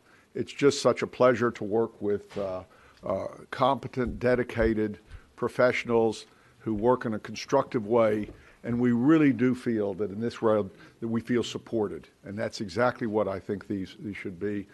They've helped the staff and the well-selected external reviewers have really given us good advice how to make sure that these programs are going to be successful and are going to achieve the purposes that they were designed to do. So that's really helped strengthen things, and this is really very explicitly not a barrier. This is real support. So thank you very much. Today I also have experts from the areas with me. The Associate Dean of the College of Engineering, Dr. Russell Deaton, is here if we have any questions that are a little bit more depth about the engineering management proposal. The chair of our School of Social Work is here, Dr. Susan Neely Barnes. And then we also have the chair of our Department of Physics and Materials Science, Dr. Fuja Sabri, and with her is one of our outstanding junior faculty members who works in this area. By the way, is also associated with the Oak Ridge Labs, working with researchers from the University of Tennessee as well, Dr. Zhao Shen, who can talk to us about this.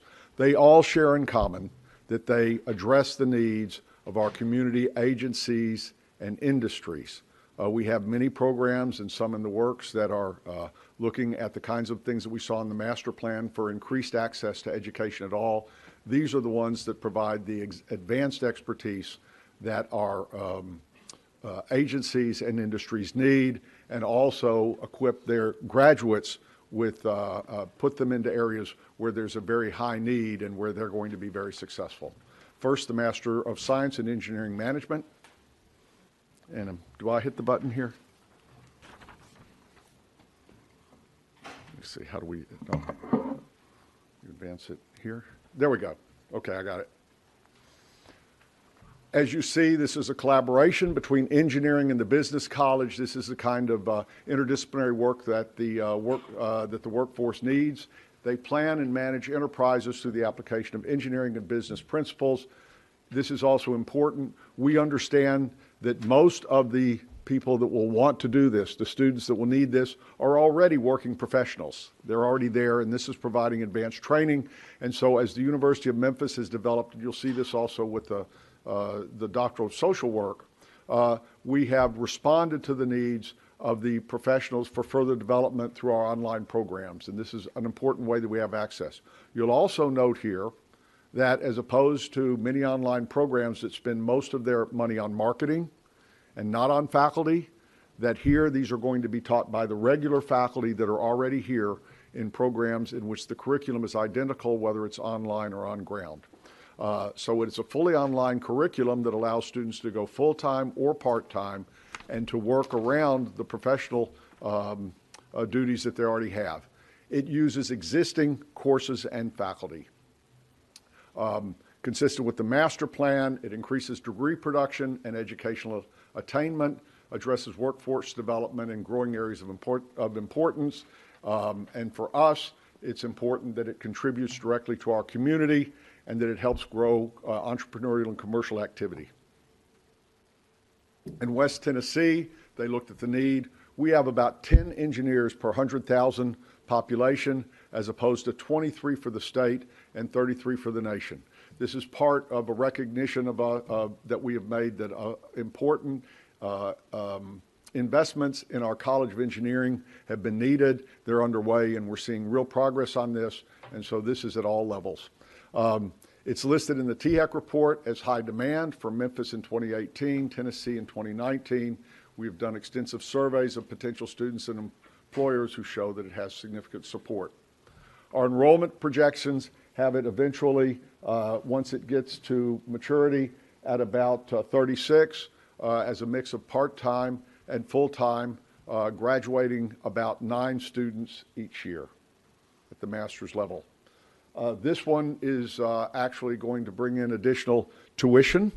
And so this one is actually going to net a fair amount of revenue that we'll be able to invest in other programs in engineering and other high-need areas at the University of Memphis by having only 2 new adjunct faculty at $3,000 each, and these will be tuition-paying students. Any questions about this program or comments? If not, then I will move on to the next.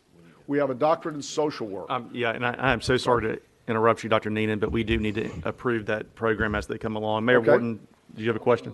Okay, motion from Mayor Wharton to approve the program. Is that right, Mayor Wharton? Okay, is there a second? We have a second from Treasurer Lillard. Any discussion on this? Seeing none, all in favor signify so by saying aye. Are there any opposed? Motion carries. Thank you. Thank you, and congratulations. Our Doctor of Social Work proposal builds on the growth and very successful placement of our students of the Masters of Social Work into the community. They've come back and let us know that many of them would like to continue this, and for their professional success, that a more advanced degree would be very helpful or is even essential. We have a high need for this in this area. We serve professionals all over West Tennessee, and so this is why this was developed.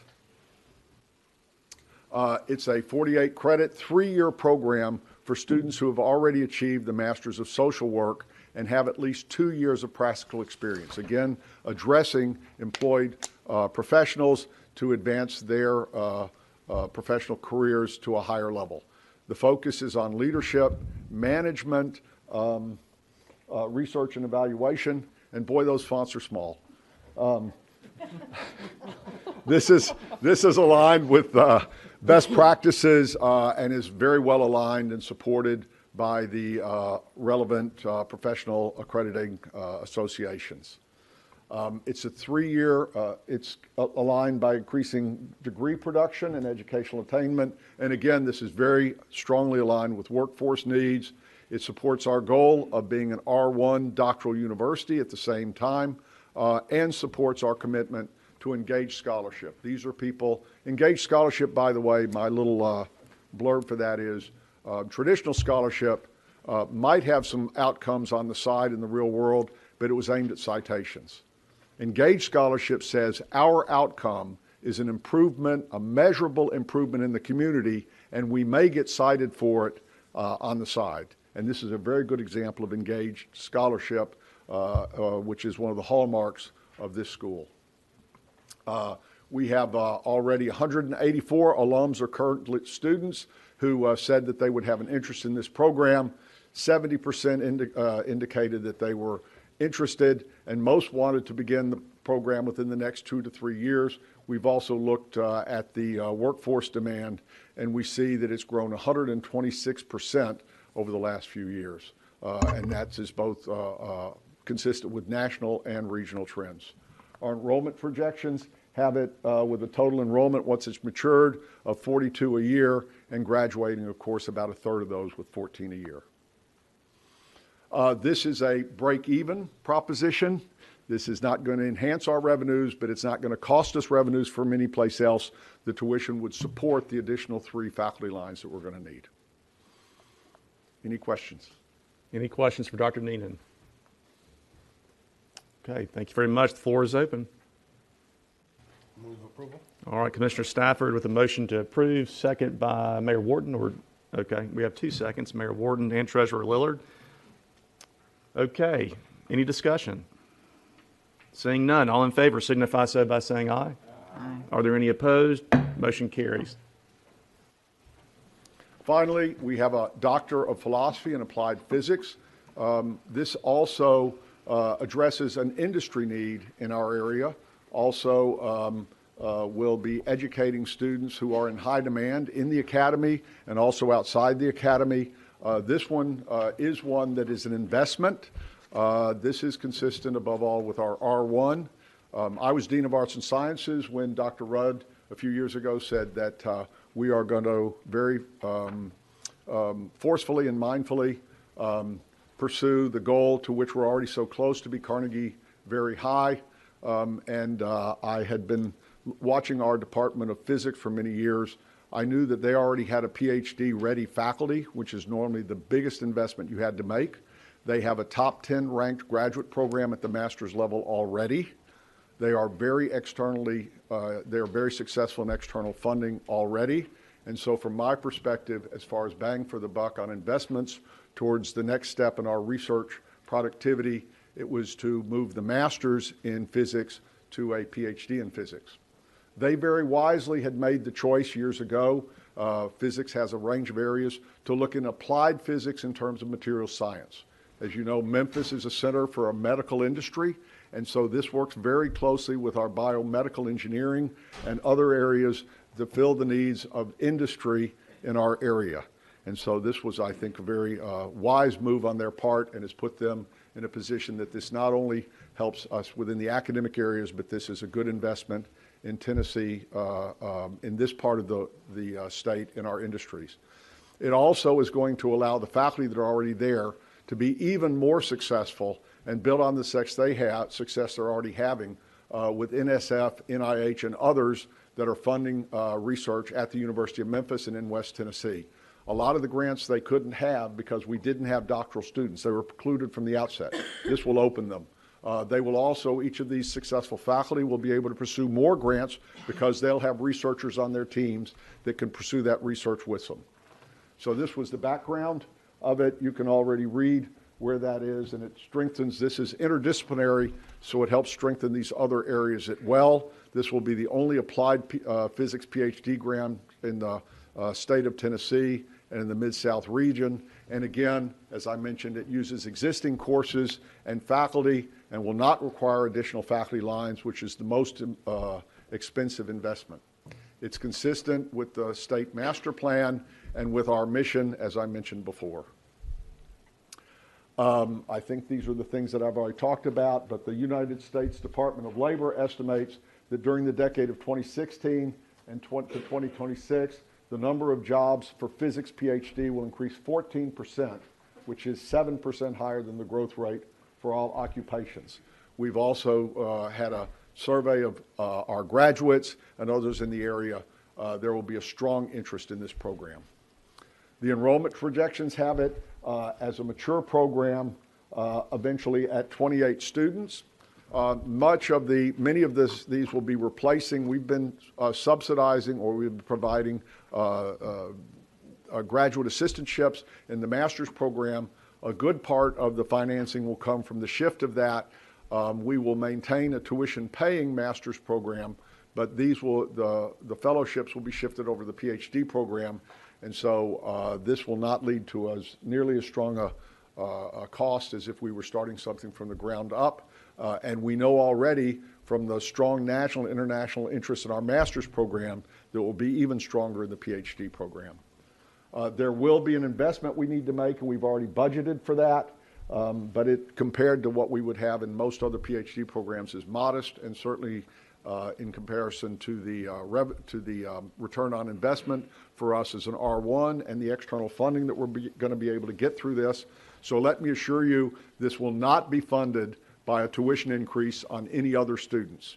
When we're balancing things out, like you see with the management in engineering program and other ways of efficiencies, you can see that we are going to be able to do this, increase our R1 status, but it will not be funded by additional tuition for any of our students.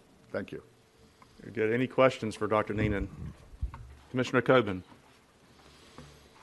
I notice from the background information, it would appear that you could go directly into this PhD program with just a bachelor's degree. Either way. Okay, but it does look that it would take someone who just has a bachelor's 4 to 6 years as opposed to 3 to 5 for someone who already does. So are they in essence getting a master's degree on their way to the PhD? That's a practice we recommend anyway for all of our students in our PhD programs. Okay. And so they would get the master's. So if they didn't already have a master's, as they've completed their first couple of years, then we have the requirements set up so that they would get the master's along the way. And if we do get that student, that does happen, that never gets the dissertation finished, at least they have some degree. But actually our attrition rates here are we're very conservative. The attrition rates in the programs are much lower than these. We're very mindful about getting the students through. But yes, outstanding students may be eligible for it after the bachelor's. Normally that would still be able to be finished within 5 years. We do not like funding students for 6 years. But sometimes a master's student can actually successfully complete in 3 to 4. Is that correct? Thank you. Thank you. All right, other questions for Dr. Neenan? Okay, hearing none, the floor is open. Okay, Treasurer Lillard with the motion to approve. Is there a second? Mayor Wharton with the second. Any discussion? Seeing none, all in favor signify so by saying aye. Aye. Are there any opposed? Motion carries. Thank you very much. Yes, sir. Okay, next item on the agenda is Fiscal Policy Funding Formula Review Committee. Dr. Gentile will speak on this. Crystal. Thank you, Chairman Cope, Executive Director Krause, and members of the Commission.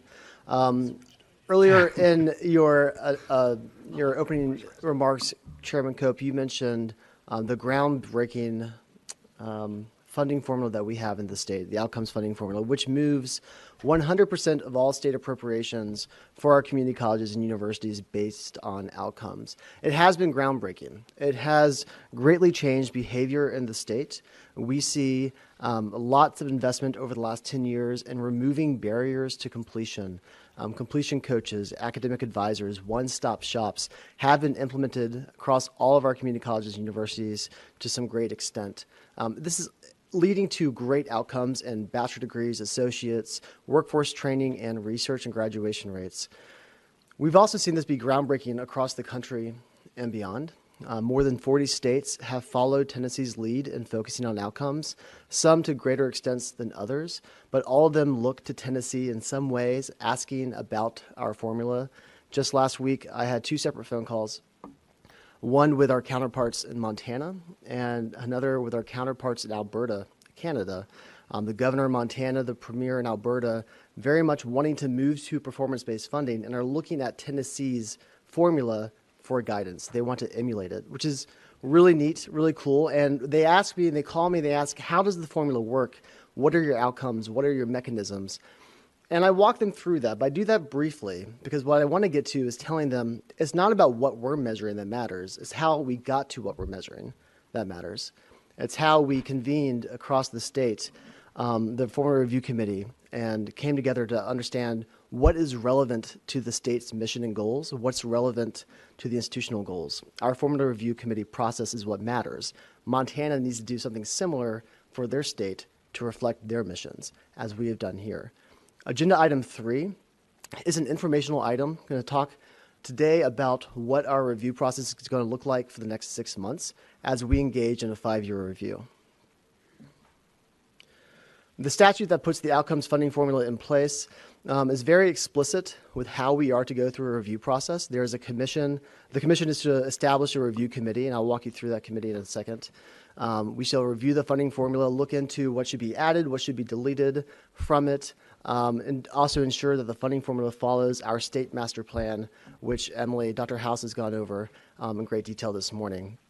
And also the committee shall be convened at least annually. And this is a key point. We do convene that committee annually.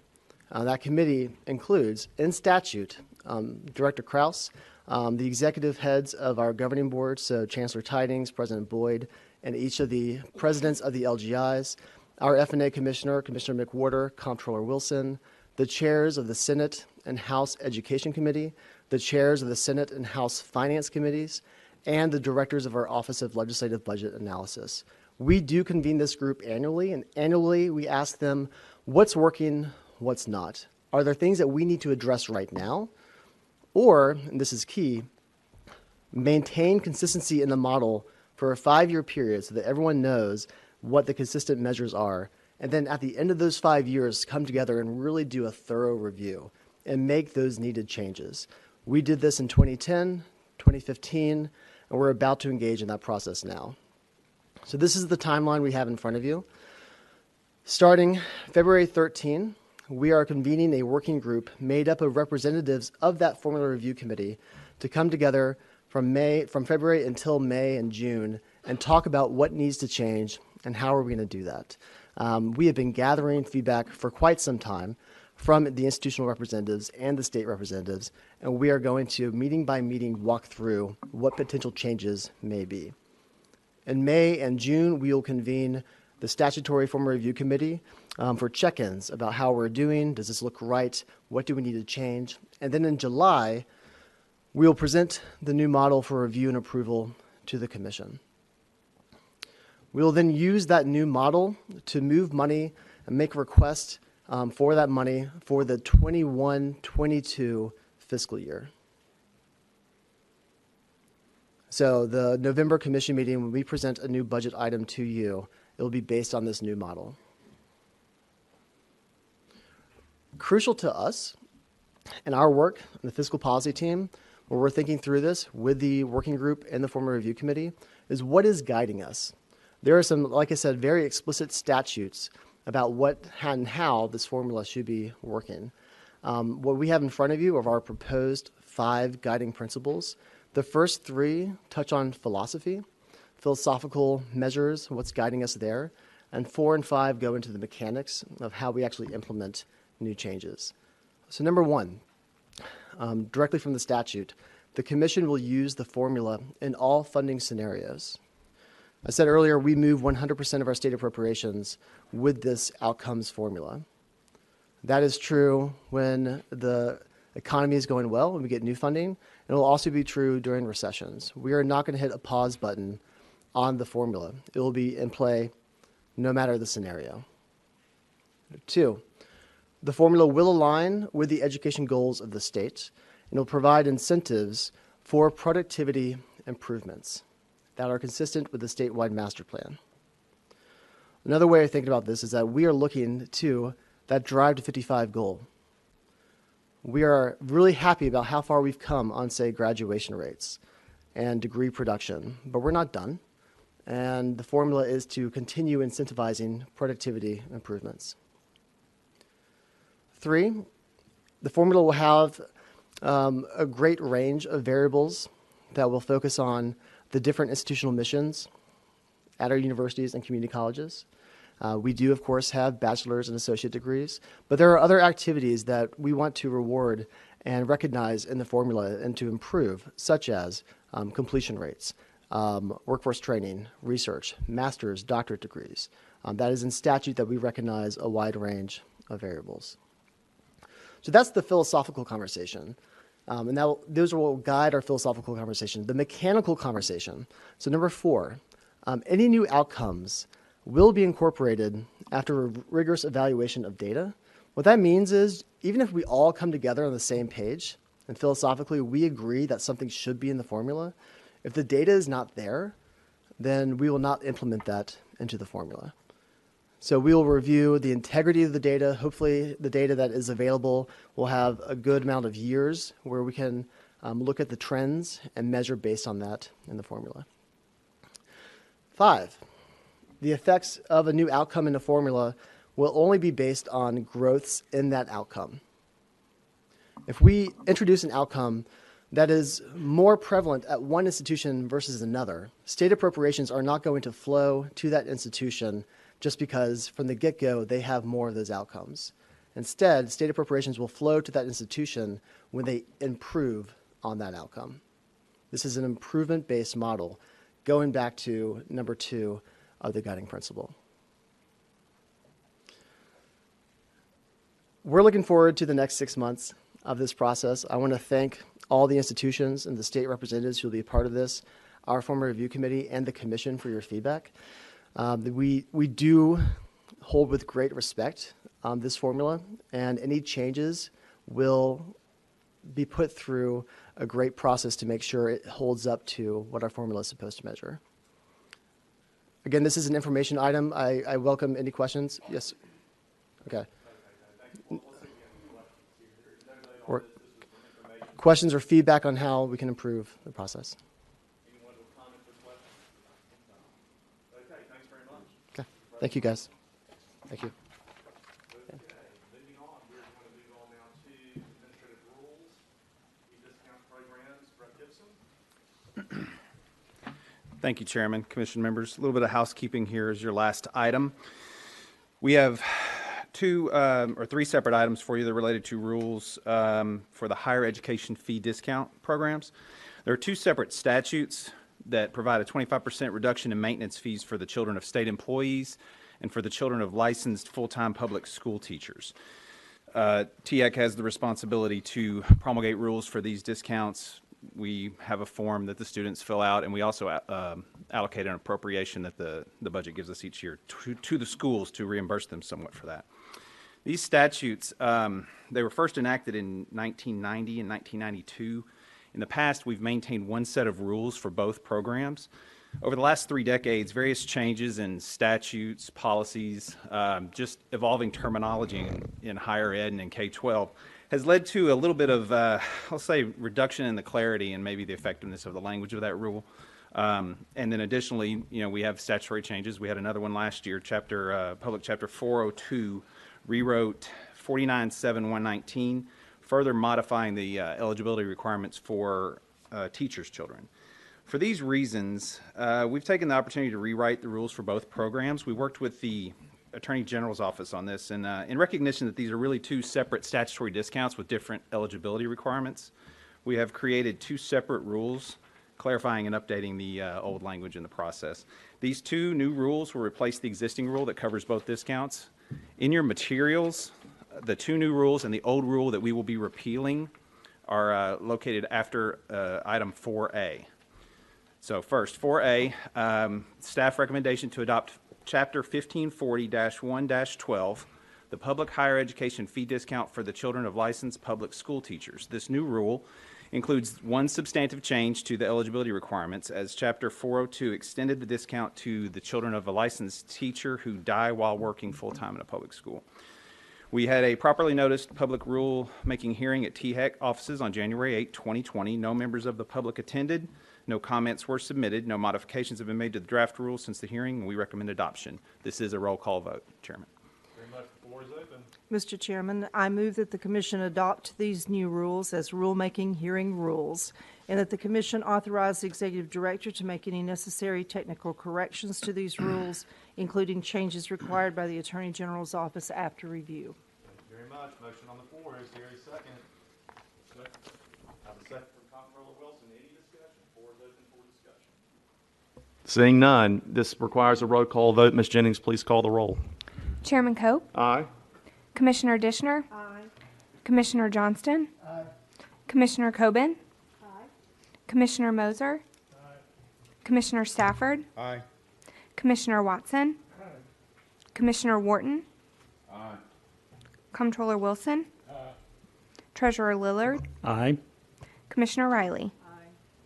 Chairman, you have 11 ayes. Very good. Motion carries.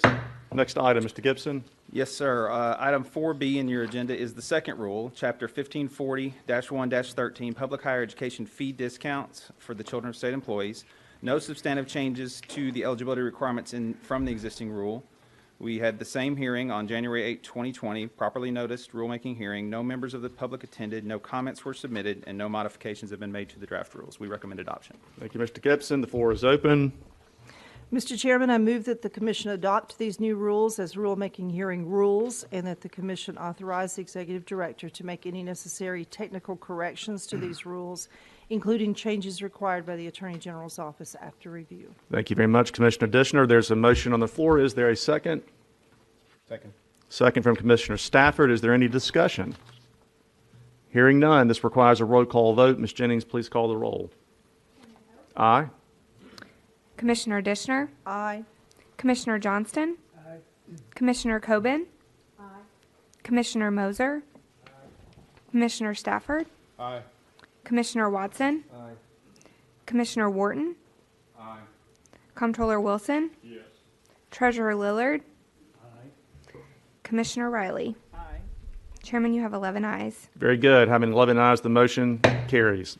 Next item, Mr. Gibson. Item 4C is staff recommendation to repeal Chapter 1540-1-05, the public higher education fee discounts for the children of licensed public school teachers and state employees.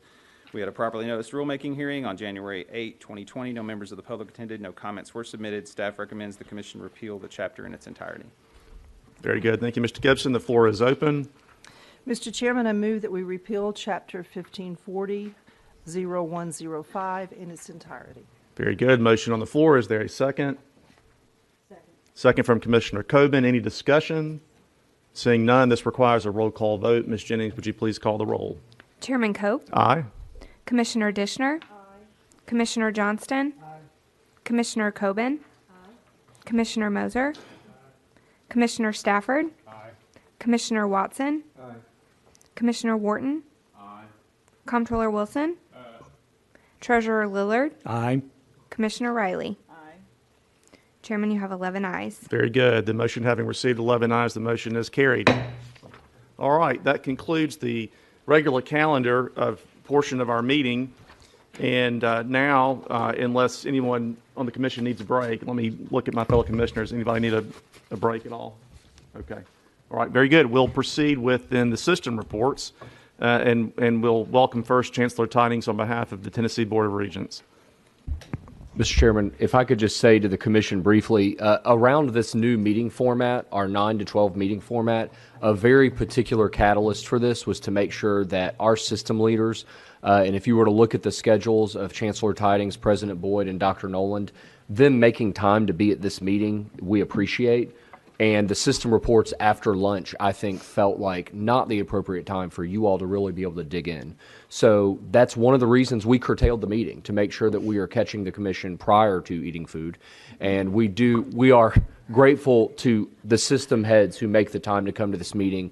They have all put, as you'll see, these presentations you're hearing today, this is really important information, and we just are grateful to our colleagues. Chancellor Tidings. Well, good morning, and thank you for taking time before you eat to listen to our reports. We're most grateful for that. Director Krause, members of the commission, I do thank you for allowing me this opportunity to talk to you today. You have at your places our latest publication for you to take and peruse at your leisure. This is the second annual edition of this book, which is a good overview of the major initiatives across our system. You know that our mission is very succinct. It is student success and workforce development. So as I looked at the strategic plan for THEC and moving forward, and the two main features are student success and workforce development, I know that we are all on the same page as we are working toward that goal every day. What you will see in here is both our academic programs for our technical colleges and our community colleges. There is a digital version of this on our website for those of you that don't have a hard copy and would like to look at it there. Again, it has separate pages for all of our colleges. To talk just briefly about new programs that we have added, at the December TBR quarterly board meeting, the Board of Regents approved 12 new training programs at 9 different technical colleges of applied technology across the state. And this is to enable the colleges to be more responsive to the needs of students, businesses, and industries in their regions. New programs are always proposed by the TCATs based on the region's workforce needs as determined by businesses and industry advisory councils, local economic data, and workforce development data.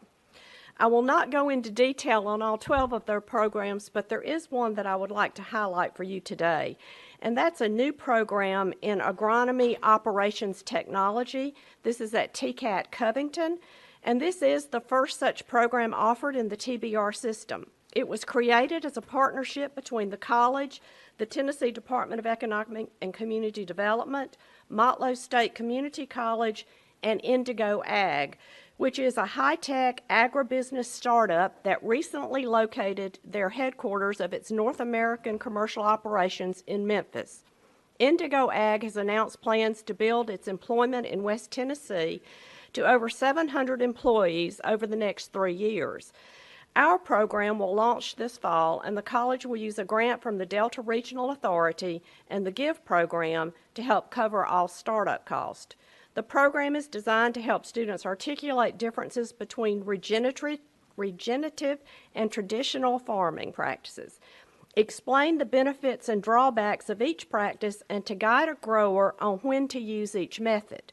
Students who complete the program will be awarded a digital agronomy assistant diploma and will be prepared for high-tech jobs that Indigo and other agribusinesses now have available. Also, as many of you know, we just recently hired a new Vice Chancellor for Academic Affairs, Dr. Lana Hamilton. She is not with us today, but I would like to congratulate her.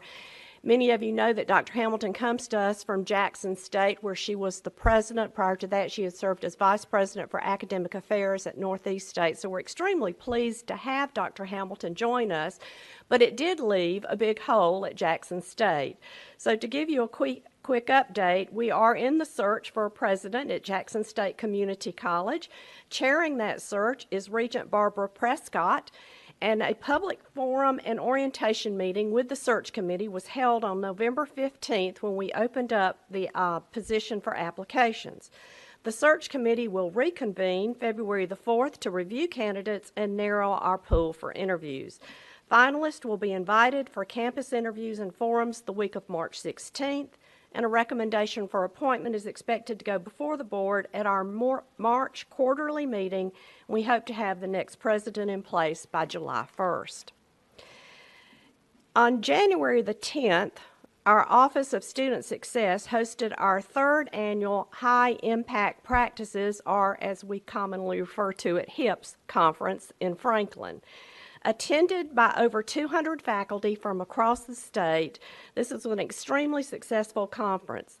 The keynote speaker was Dr. Edward Watson from the American Association of Colleges and Universities, who gave a national perspective of what is happening with HIPS and how they are expanding across the country. TBR has been nationally recognized as the first system in the country that is collecting student-level data on participation in high-impact practices. We are doing this because we know research shows that student participation in high-impact practices increases the probability of academic success and improves our graduation rates. As we continue to collect this data, we will keep you informed on the great results that we are seeing from these examples. On page 10 in the booklet that I handed to you, you will also have a listing of all of the high-impact practices that we are currently engaged in with our colleges. Also, like THEC, TBR has begun our strategic plan process. We are updating our plan, looking at where we need to make changes. The steering committee included individuals from across the TBR system, as well as external representatives from the Tennessee Department of Labor and Workforce Development, DOE, THEC, and the Department of Ag. Over the next several months, TBR will reflect on where we have been, what challenges and opportunities await us, and what strategic direction the system should take over the next 5 years. We're hopeful to have our draft plan to be considered by the board at our September meeting. And then just a quick update on capital for TBR. In terms of our projects, I'm pleased to report to you that since your last meeting, we have opened TCAT Covington's beautiful new healthcare training facility and the third building at Motlow State's very fast-growing Smyrna campus. In addition, we have broken ground in construction and began on the new McMinn Higher Ed Center in Athens, which is a partnership among TCAT Athens, Cleveland State Community College, the UT Extension Center, the City of Athens, and McMinn County, a first of its kind within the state of Tennessee. We were very pleased to have Governor Lee there for the groundbreaking.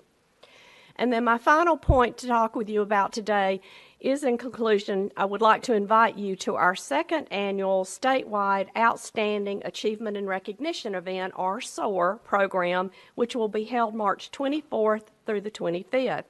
I think as Director Krause could attest to you last year from our inaugural SOAR event, the evening highlights and celebrates the best and the brightest of our students, our faculty, our staff, philanthropists who have given so much to our colleges, and all of the volunteers that have helped us get to the point where we are today. Panels of judges have selected our 3 regional finalists in the categories of TCAT and Community College Student of the Year, Staff Member of the Year, Faculty Member of the Year, and the most coveted College of the Year. The winners in each category will be announced at the awards dinner on the evening of the 25th at the downtown Doubletree Award Hotel in Nashville. You will receive an invitation to this, and we do hope that all of you will have time on your calendar that you might be able to attend. Mr. Chairman, that does conclude my report for today. Thank you, Chancellor Tidings. Let's see if we have any questions for you. Okay, I don't see any. Thank you very much for your report. All right. President Boyd, University of Tennessee System.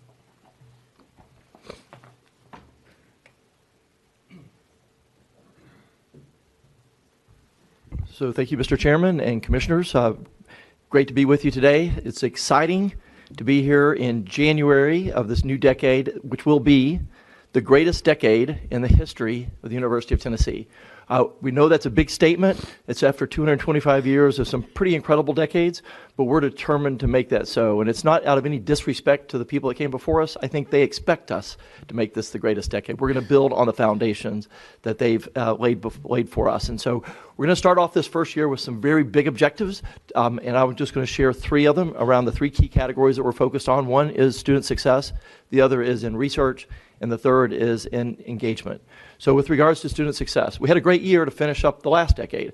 Last year, we had a 1.5% increase in enrollment to start last fall with 51,562 students. That's a new record for us. We also had a record in graduates of 12,066, up 200 from the year before. So we're going to be building on a lot of momentum going into this next year. I think I informed you at a previous meeting back in the spring about the announcement of the UT Promise. Just as a quick refresher, as one of the 2 land-grant universities in the state of Tennessee, our mission is to provide a ladder up to the working class and the middle class. That was our charge from Abraham Lincoln with the Morrill Act in 1862. One of the ways we do that is to make our university more accessible. With the UT Promise, if your family income is under $50,000, and as a reminder, the median household income in the state of Tennessee is $48,000, so more than half the population in the state of Tennessee, if their family income is under $50,000 and they can academically earn the right to come to the University of Tennessee, either Knoxville, Chattanooga, or Martin, then they'll be able to come free of tuition and fees. We're the first system statewide that's ever done a program like this. And we're also going to be matching them with mentors, just like the Tennessee Promise. They'll have a mentor to get into college. They'll have a second mentor when they get to college to make sure they're successful. And we'll have a third mentor to help make sure they integrate into the community to get a job. We launched this past fall. Our goal was to recruit 2,000 students, and I'm happy to report the application deadline just closed, and we have 6,200 students that have applied. Now, a word of caution, we were very aggressive in trying to get more students to apply. There will probably be some students that aren't academically qualified. There'll be some that actually make more than the $50,000. But we're pretty confident that we're going to exceed the goal of the 2,000 students. We're excited about that. Now, we're in the process of recruiting mentors, just like with Tennessee Promise, where we have to recruit 9,000 mentors. In this program, we're going to have a one-to-one mentor for each of these students. And so February 15th, we'll be having a signing ceremony. I've actually video recorded my signature as being the first mentor to sign up along with all the other chancellors. And so I guess my father always reminds me of my ABCs, always be closing. So on February 15th, please go to UT Promise at the University of Tennessee and sign up. We would like everybody to sign up to be a mentor. But that begins February 15th for the recruitment. We're excited about this program and what it will do for access. The University of Tennessee, Knoxville, 51% of our students graduate with 0 debt. Across the system, 46% graduate with 0 debt. We think this program not only will provide more accessibility, but will also provide more students to be able to graduate with less debt, which is a major goal of our state. The second big initiative is around research, and I think I'll also mention to you after our June board meeting that we created something called the Oak Ridge Institute. The Oak Ridge Institute creates a stronger partnership with the University of Tennessee and the Oak Ridge National Labs. I just got back from a trip in November to Israel where we toured 6 different universities looking for partnerships with them. And it was a little intimidating at first because every university that we would go to, the first thing they would say is, well, it's nice for you guys to come and visit us here from, little University of Tennessee, but last week we just entered a MOU with MIT, and we've been working with Columbia, and they'd always drop names of all these big universities. And so it was kind of suggesting, so what have you got? And so our bumper sticker statement was, we're one of only 2 land-grant universities in the nation that manages a national lab. And not just any national lab, but the biggest non-weapons national lab in the country, Oak Ridge National Labs. And the minute we would say that, inevitably, they'd all lean in, their eyes would open, and they were eager to go to work with us. It's an incredible asset for the state of Tennessee to have a university that has a strong partnership with Oak Ridge National Labs.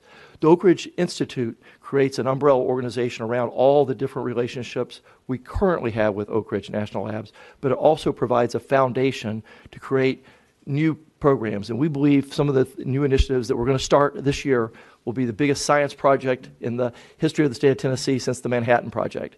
We're going to create 3 new centers of excellence, one around quantum communications, one around artificial intelligence, and one around data science and bioinformatics. These centers of excellence, we think, will bring $150 million in new research to the state of Tennessee within the next 7 to 10 years. We're going to need to stand up 120 new faculty members, which will support another 500 graduate students. This will take us, and you could take I-40 west to Oak Ridge right after this. This is our superhighway to leadership and technology.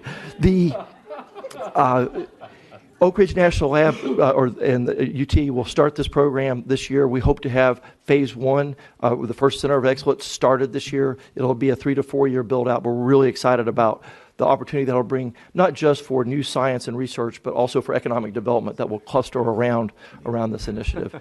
And then finally, around engagement, one of the things that I've been excited about in this 14 months now at the University of Tennessee is to see the impact it can have when it tackles the grand challenge of the state of Tennessee. And I think you could be hard-pressed to find a greater challenge for the state of Tennessee than the opioid and addiction crisis. Last year, as I traveled the University of Tennessee assets, I realized that the Health Science Center, Oak Ridge National Labs, University of Tennessee, Knoxville, and many places from the College of Veterinary Medicine to the social work, we're doing work around this opioid and addiction crisis, but we weren't working together. So we initially had a summit where we brought all of our assets together, about 100 people, but then we realized we need to bring other partners like East Tennessee State University, who's doing great work in this, the state of Tennessee's mental health and other assets. We ended up holding a second conference in August, thinking we might have 200 or 300 people show up. We had over 700 people show up. It was an incredible event. We need to build on that. And so in 2020, we're building on that with a second summit, along with a whole series of other initiatives. We think, as one of the land-grant universities in the state of Tennessee, it's our obligation and responsibility to take on and solve these grand challenges. And we have the resources, we have the geographic reach, and we have the intellectual capacity to be able to solve them. And so we're taking on that responsibility, and this is one of the grand challenges we're going to be addressing in 2020.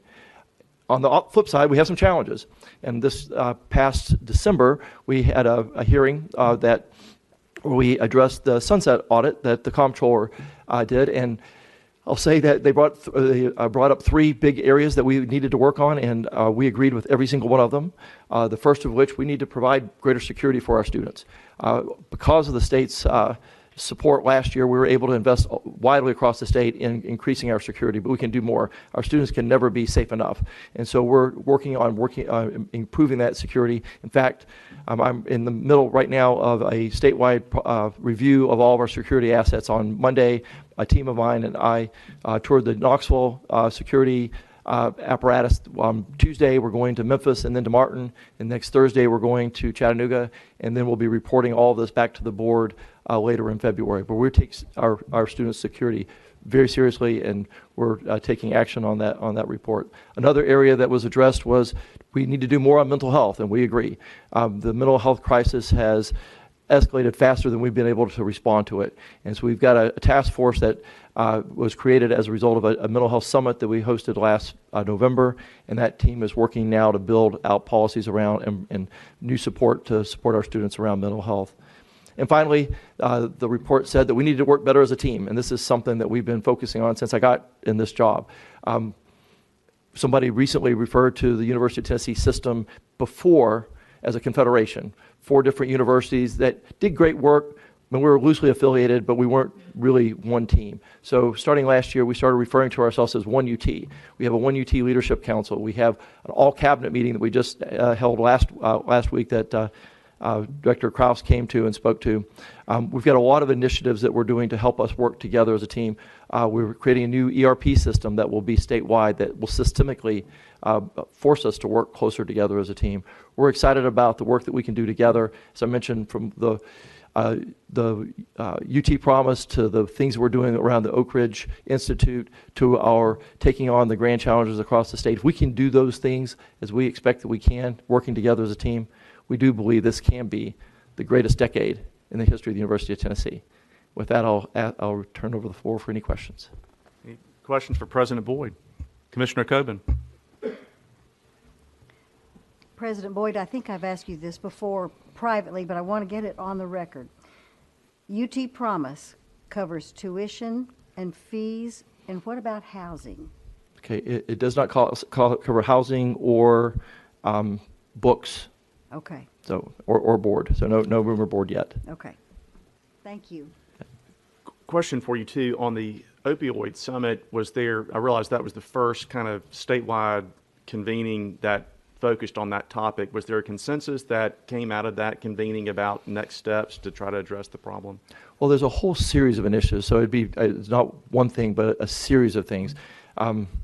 just week before last, I attended one of the task force within just the University of Tennessee, Knoxville, and looking at a whole series of initiatives that they were doing from trying to create a recovery high school in Knox County as a pilot for something to look at across the state. So there was a whole range of things. And the one thing that I'll maybe digress and share one anecdote that was from that meeting that was startling and sad, but it shows the scope of the crisis. So we had the College of Veterinary Medicine at the meeting.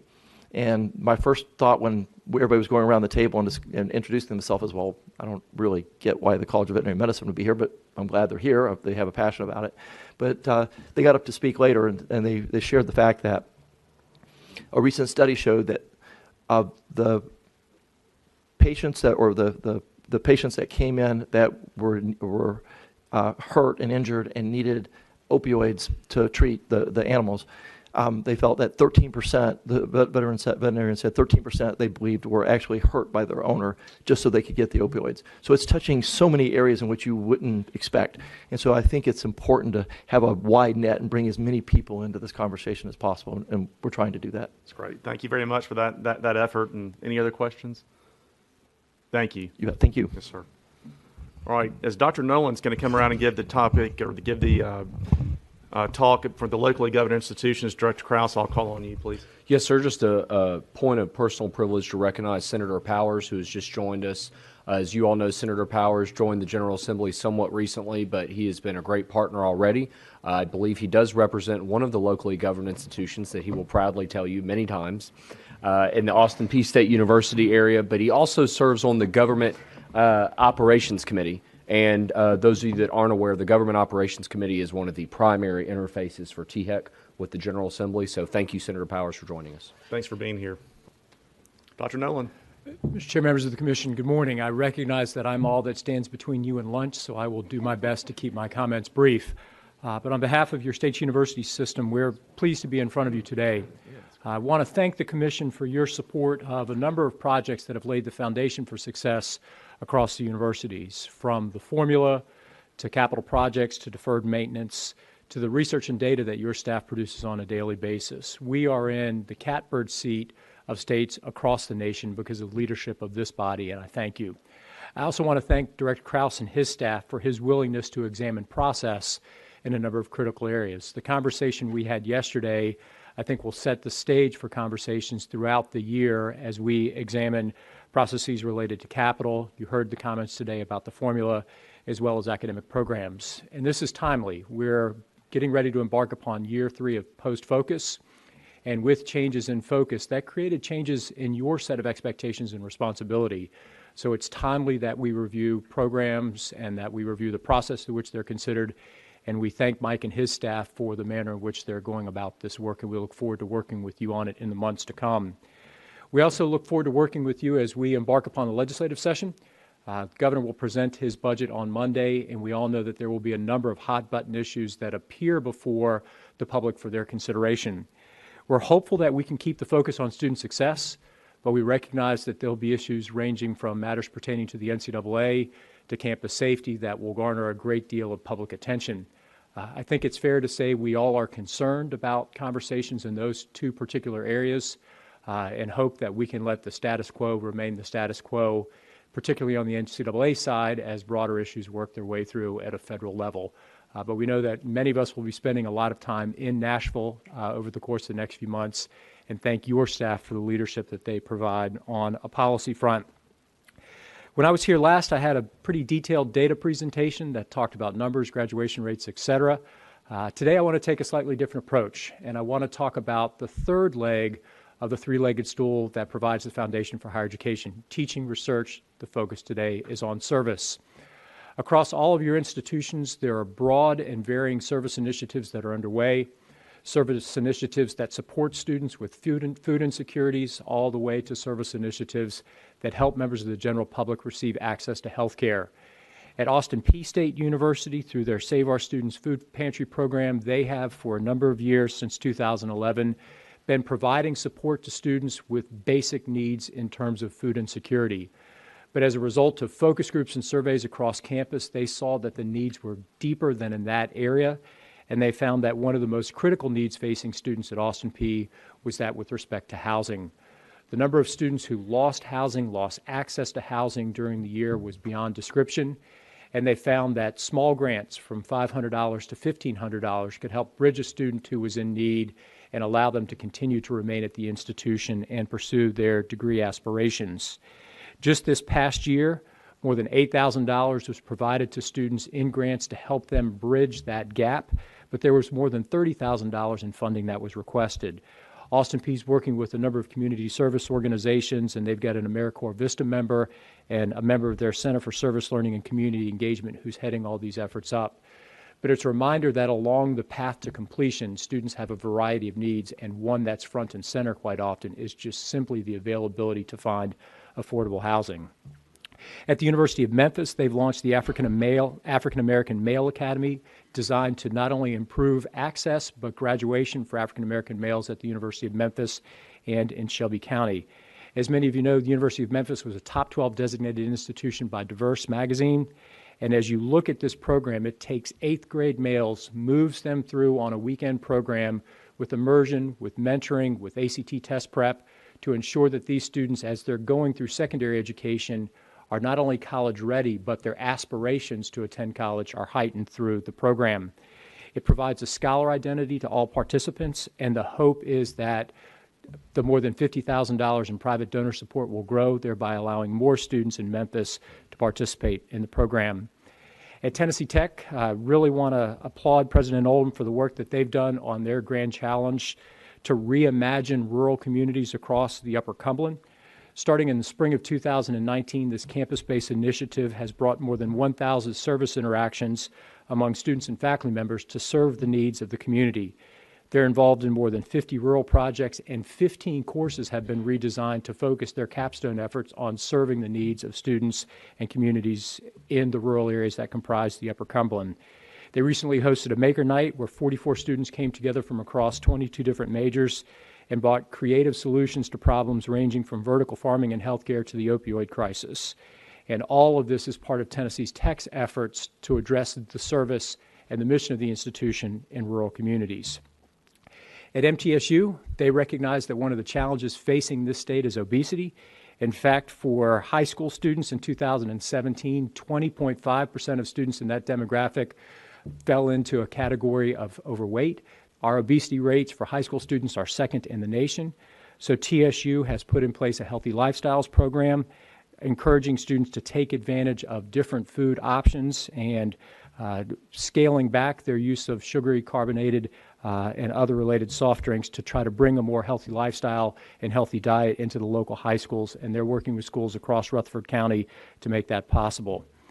Tennessee State University has focused a lot of their effort on their students, and in fact, they are one of less than 25 institutions in the nation that have a campus-led, student-led rehab program on their institution. They've taken student OT and PT programs and brought together the TSU Tiger Community Rehab Clinic that provides PT and OT services to their students, and it has provided critical service needs to students across the campus of Tennessee State University. And then finally, at East Tennessee State University, I want to frame our service activities within the lens of our healthcare mission. As many of you know, we have the largest public college of nursing in the state of Tennessee, and that College of Nursing runs a number of nurse-managed clinics, from small clinics in Mountain City all the way to clinics in Johnson City that serve the homeless population. Through a variety of our clinical operations this past year, we had more than 31,000 people turn to our nurse-managed clinics for care, and we provided $2.3 million in uncompensated care to the citizens of our region. In fact, if it were not for our nurse-managed clinics, many in our region would not have access to health care at all. So these are just some diverse examples of the service work that occurs across your university system. I think sometimes we forget about service. And as President Boyd mentioned with the opioid epidemic, that is central to many of our service activities. In fact, yesterday on our campus, Congressman Rowe, the Surgeon General, were both at ETSU learning more about some of the work that we're doing in that space to address what is one of the most critical population health challenges facing our state. So I did my best to talk about as quickly as I could, but I'd be happy to address questions, and thank you again for the opportunity to represent your universities. Thanks, Dr. Nolan. Questions for Dr. Nolan? Okay, thanks very much for the report. We appreciate it. Okay, we're at the end of our meeting. I want to just announce, and then I want to make another comment, that our next meeting will be May the 15th. Same place, same time, same format. So we look forward to seeing everyone back on May the 15th. And I want to take an opportunity to thank 3 people in particular at the close of this meeting who do not get enough recognition at these meetings, and they're really the ones who make the trains run on time and everything function smoothly. Would Corsania Wiley, Laura K. Crawford, and Heather King please stand up?